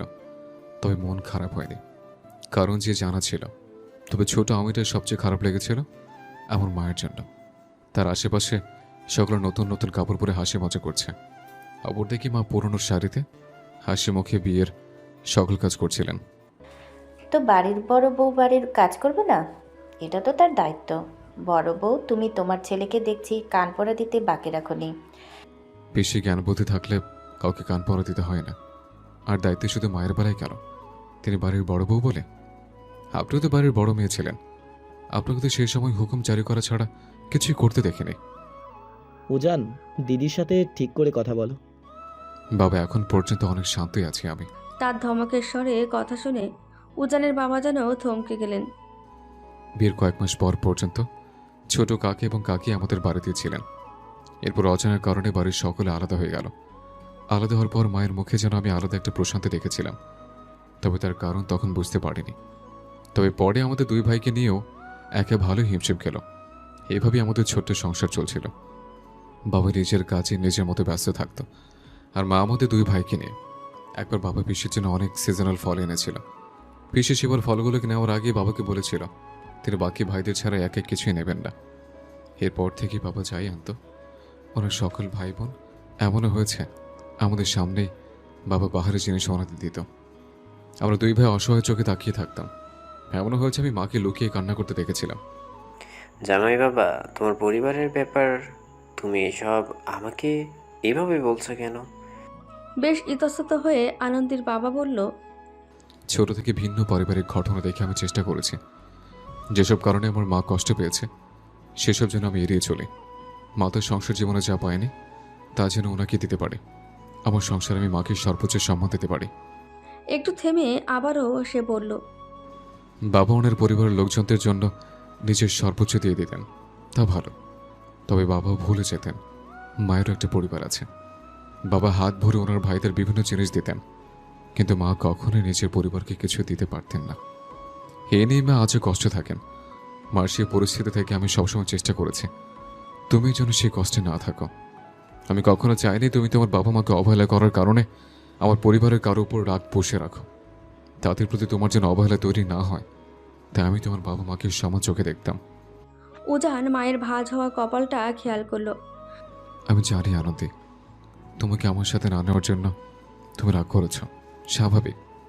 তবে আমি যেই পরিবেশ থাকি সেই পরিবেশ আমি তোমাকে রাখতে চাইনি। তুমি কিছু মনে করো না, আমি ঘটে দিচ্ছি না। কথা যখন উঠেছে তাহলে সবচেয়ে বড় শ্রেয়। বাড়িতে টাকা দিয়ে, তোমার বাড়িতে টাকা দিয়ে, মাঝে মধ্যে ওদের টিউশন ফি, তোমার ফি, ওখানে আমার যাবতীয় খরচ সব মিলিয়ে মাস শেষে আমার বাবার মতন অবস্থা। বেশিরভাগ সময় রান্না করি না আমি, বা 2-3 দিন একই তরকারিতে দিয়ে চলে যায় আমার 2 কামরার বাড়িতে। আমি তোমাকে নিয়ে কষ্টে রাখতে চাইনি আনন্দে। আনন্দে যেন অবাক হয়ে গেল। সে কিছু বলবে তার আগেই উজান বলল, আমি জানি তোমাকে বললেও তুমি হাসি খুশি আমার সাথে থাকতে, কিন্তু আমি একজন আদর্শ স্বামী হতে চেয়েছিলাম। আমি একটা ভালো পরিবেশে তোমাকে নিয়ে থাকতে চেয়েছি। আমার এত এত ব্যস্ততা, তোমাকে সময় না দেওয়া নিয়ে তুমি ক্ষুব্ধ আমি জানি। আমাকে নিয়ে তোমার মনে সংশয় জেগেছিল, তাও আমি জানি। তোমার প্রতি আমার কোনো অভিযোগ নেই। আমি প্রায় সময় এক্সট্রা ডিউটি করতাম, এখনও করি। আমি বেশি বেশি প্রজেক্টে কাজ করতাম যেন মাস শেষে কিছু বাড়তি টাকা আয় করতে পারি। আমার মাথায় সবসময় একটা সুন্দর ভবিষ্যতের চিত্র ভাসত, যার জন্য ভালো আয় প্রয়োজন। আমি তোমাদের কাউকে দোষ দিচ্ছি না, দোষ তোমাদের না।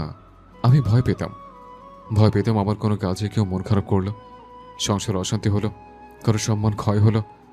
আমি সবাইকে তার প্রাপ্য সম্মানটা দিতে চাইতাম।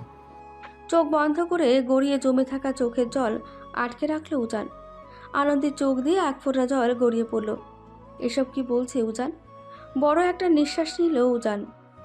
আমি ভেবেছিলাম হয়তো আমি বাবার চেয়ে ভিন্ন হতে পারবো, কিন্তু না, আমার ভুল ছিল। নিজের অজান্তে আমি বাবার পথে হাঁটছিলাম। মায়ের কষ্ট হবে ভেবে ওনার কাজে খুব কম বাধা দিতাম। আমি চাইনি এই বয়সে এসে মা হীনমন্যতে থাকুক। সবসময় মাকে ভালো রাখতে চাইতাম। তা করতে গিয়ে যে আমি নিজের স্ত্রীকে অবহেলা করেছি, সেটা আমি টেরও পাইনি, কিংবা অনুভবও করতে ব্যর্থ হয়েছি। সে আবারও বলল, রিটায়ারের পরও বাবা ঠিক আগের মতনে রয়ে গেলেন, নিজের মতন। এই সময় এসে ওনার কাছে পরিবারকে দেওয়ার মতন সময় হয় না। বাড়িতে ওনার উপস্থিতি এখন যেন অমাবস্যার চাঁদের মতন। আমি মাকে একা করতে চাইনি। আমি চাইনি একা থেকে মায়ের মানসিক পরিস্থিতিতে চাপ সৃষ্টি হোক। তাই অনেক সময় মায়ের অনেক কথায় চুপচাপ মেনে নিয়েছে। একটু থেমে উজান এবার চোখ তুলে তাকালো। কিন্তু এখন অনেক হয়েছে, আর নয়। আমি কাউকে দোষ দেব না। একজন স্বামী এবং সন্তান হিসেবে আমি ব্যর্থ হয়েছি সংসারে সবাইকে প্রাধান্য দিতে, নিজেদের প্রাপ্য সম্মান দিতে। তাই এবার আমি একটা সিদ্ধান্ত নিয়েছি। রুমে একটা চাপা উত্তেজনা ছেয়ে গেল। সবাই উজানের পরবর্তী কথার অপেক্ষা করতে লাগলো। মা, আমি আনন্দকে নিজের সাথে নিয়ে যাব। তার একটা কথায় যেন পুরো পরিবেশ পাল্টে দিল। পুষ্পা পিসি ঠোঁট বাঁকিয়ে বললেন, এত কাহিনী না করে প্রথমে বলতে পারতি বউকে নিয়ে আলাদা হয়ে যাবি। মাঝে আমার ভাইদের দোষারোপ করলি কেন? বোঝো এখন ছেলেকে মাথায় তোলার ফল। আমার মায়ের শাসনে কেউ আলাদা হওয়ার সাহস করেনি। কোনো কথা বলতে সাহস পাইনি বলে আমার মায়ের সংসার জীবনটা এতটা বিভীষিকাময় ছিল। আমি আমার স্ত্রীকে সেই পরিস্থিতিতে রাখতে চাই না। উজান, তুই সত্যি বাড়ি ছেড়ে যাবি? আমি কি খুব খারাপ? না মা, তুমি কখনোই খারাপ ছিলে না, কিন্তু আমাদের চারিপাশে পরিবেশ, তোমার সাথে হওয়া ঘটনাগুলো তুমি নিজের অজান্তেই তোমার কাজকর্মে ফুটিয়ে তোলো। আমি কোনো গালেই তোমাকে দোষী করিনি, আর করবো না। কিন্তু মা, আমি আনন্দকে কষ্ট পেতে দিতে পারি না। সে আমার স্ত্রী, আমার দায়িত্ব তাকে আগলে রাখা, তার ভরসার জায়গা হওয়া, নাকি সংশয়ের। শর্মিলা দেবী এবার হাউমাউ করে কান্না করে উঠলেন। আনন্দের বাবা মাও বুঝলেন না কি বলবেন তারা। আনন্দীও যেন দ্বিধায় পড়ে গেল। কি করবে সে? একজন মায়ের থেকে তার সন্তান আলাদা করে দেবে, নাকি নিজের সুখের কথা আগে চিন্তা করবে? স্বার্থপর হবে নাকি মানিয়ে নেবে? আনন্দী তাড়াহুড়ো করে রান্না শেষ করে উজানের জন্য লাঞ্চ প্যাক করলো। উজান তৈরি হয়ে সোফায় বসে মোজা পড়ছে। কি হলো বলছি তোমার? এই তো শেষ। বলতে বলতে লাঞ্চ বাক্স ব্যাগে ঢুকিয়ে উজানের সামনে রাখলো। তোমাকে কতবার বলেছে আজ নয় বাইরে থেকে খেয়ে নেব, তোমার একটু বিশ্রাম নাও। দেখো তো সকাল সকাল দৌড়ঝাঁপ করে ঘেমে নিয়ে একাকার হয়ে গিয়েছ। আর কি বিশ্রাম নেবে? অলরেডি দেরি হয়ে গিয়েছে। সকালের কয়েকটা জিনিস তৈরি করা না থাকলে আজ তোমাকে লাঞ্চও দিতে পারতাম না। ওসব রান্না করলে একটু একটু হয়। এখন তুমি তাড়াতাড়ি নাস্তা শেষ করে যাও, দেরি হয়ে যাবে। উজান দ্রুত নাস্তা করে ব্যাগপত্র গুছিয়ে অফিসের উদ্দেশ্যে বেরিয়ে পড়ল। যাওয়ার আগে প্রতিদিনের মতন নিয়ম করে আনন্দের কপালে ভালোবাসার স্পর্শ এঁকে দিতে ভুলল না। উজান বেরিয়ে যাওয়ার পর ক্লান্ত শ্রান্ত হয়ে সোফায় বসলো আনন্দী। আপাতত পরবর্তী কোনো কাজ করা প্রয়োজন তাই ভাবছে সে। ফোনের শব্দে মনোযোগ ভাঙল তার। সোফায় পড়ে থাকা ফোনটা উঠিয়ে রিসিভ করলো। কেমন আছেন মা? বেশ ভালো। তোমাদের কি খবর? উজান কোথায়? আপনার ছেলে কিছুক্ষণ আগে অফিসের জন্য বেরিয়েছে। আপনাদের ট্যুর কেমন যাচ্ছে? অনেক ভালো। শ্রীমঙ্গলের ঠান্ডা হাওয়া, হালকা বৃষ্টি, এখানের পরিবেশ সব যেন মন জুড়িয়ে যাওয়ার মতো। পরিবেশ, প্রকৃতি এত সুন্দর বলেই না তোমার শ্বশুর ট্যুরে যাওয়ার জন্য এত উতলা থাকে। যাক, আপনার ভালো লেগেছে শুনে শান্তি পেলাম। এত দূরের পথ জেনে তো প্রথমে আপনি যেতেই রাজি ছিলেন না।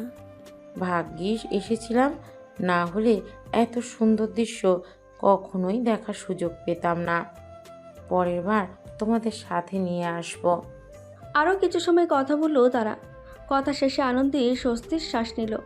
গ্যালারি থেকে একটা পারিবারিক গ্রুপ ছবি বের করলো। সেই দিনের পর আনন্দী আসলে সে বাড়িতে থাকেনি। উজান ওই বাড়িতে যাওয়ার আগেই এদিকে সব ব্যবস্থা করে গিয়েছিল। আনন্দী আসার জন্য শুধু নিজের প্রয়োজনীয় জিনিসই নিয়ে এই বাড়িতে চলে এসেছে। শর্মিলা দেবীর প্রথম কয়েক মাস বেশ হাউমাউ করেছিলেন, তবে এই সময়ে সব ঠিক হয়ে যায়। সবাই নিজের জায়গায় খুশি। উজান এবং আনন্দী এখন একসাথে উজানের অফিসের কাছেই থাকে। উজানের মা এখন আর আলাদা হওয়া নিয়ে কোনো কথাই বলেন না, বরং এখন তিনি নিজের অবস্থান নিয়ে ভালোই সুখী। আগে শুধু উজানের বাবা ট্রিপে যেত, এখন প্রায় ট্রিপে দুজনই একসাথে যায়। একসাথে ঘুরে ফিরে তাদের সময় এনজয় করে। উদয় বাসা হোস্টেল দুই জায়গায় মিলিয়ে থাকে। আনন্দী ছবির দিকে তাকিয়ে হালকা হাসলো। সে জানে না এটা ঠিক না ভুল, তবে আলাদা হয়ে সে নিজের একটা সংসার পেয়েছে। সেই সংসারে সম্মানও পাচ্ছে। হয়তো সে নিজের শাশুড়িকেও সংসারে তার সম্মানটা পেতে একটু সাহায্য করেছে। সে জানে না পরবর্তীতে কি হবে, তবে এখন তারা সকলেই নিজ নিজ অবস্থানে সুখী আছে। সবাই সবার সংসারে সম্মান নিয়ে সংসার করছে।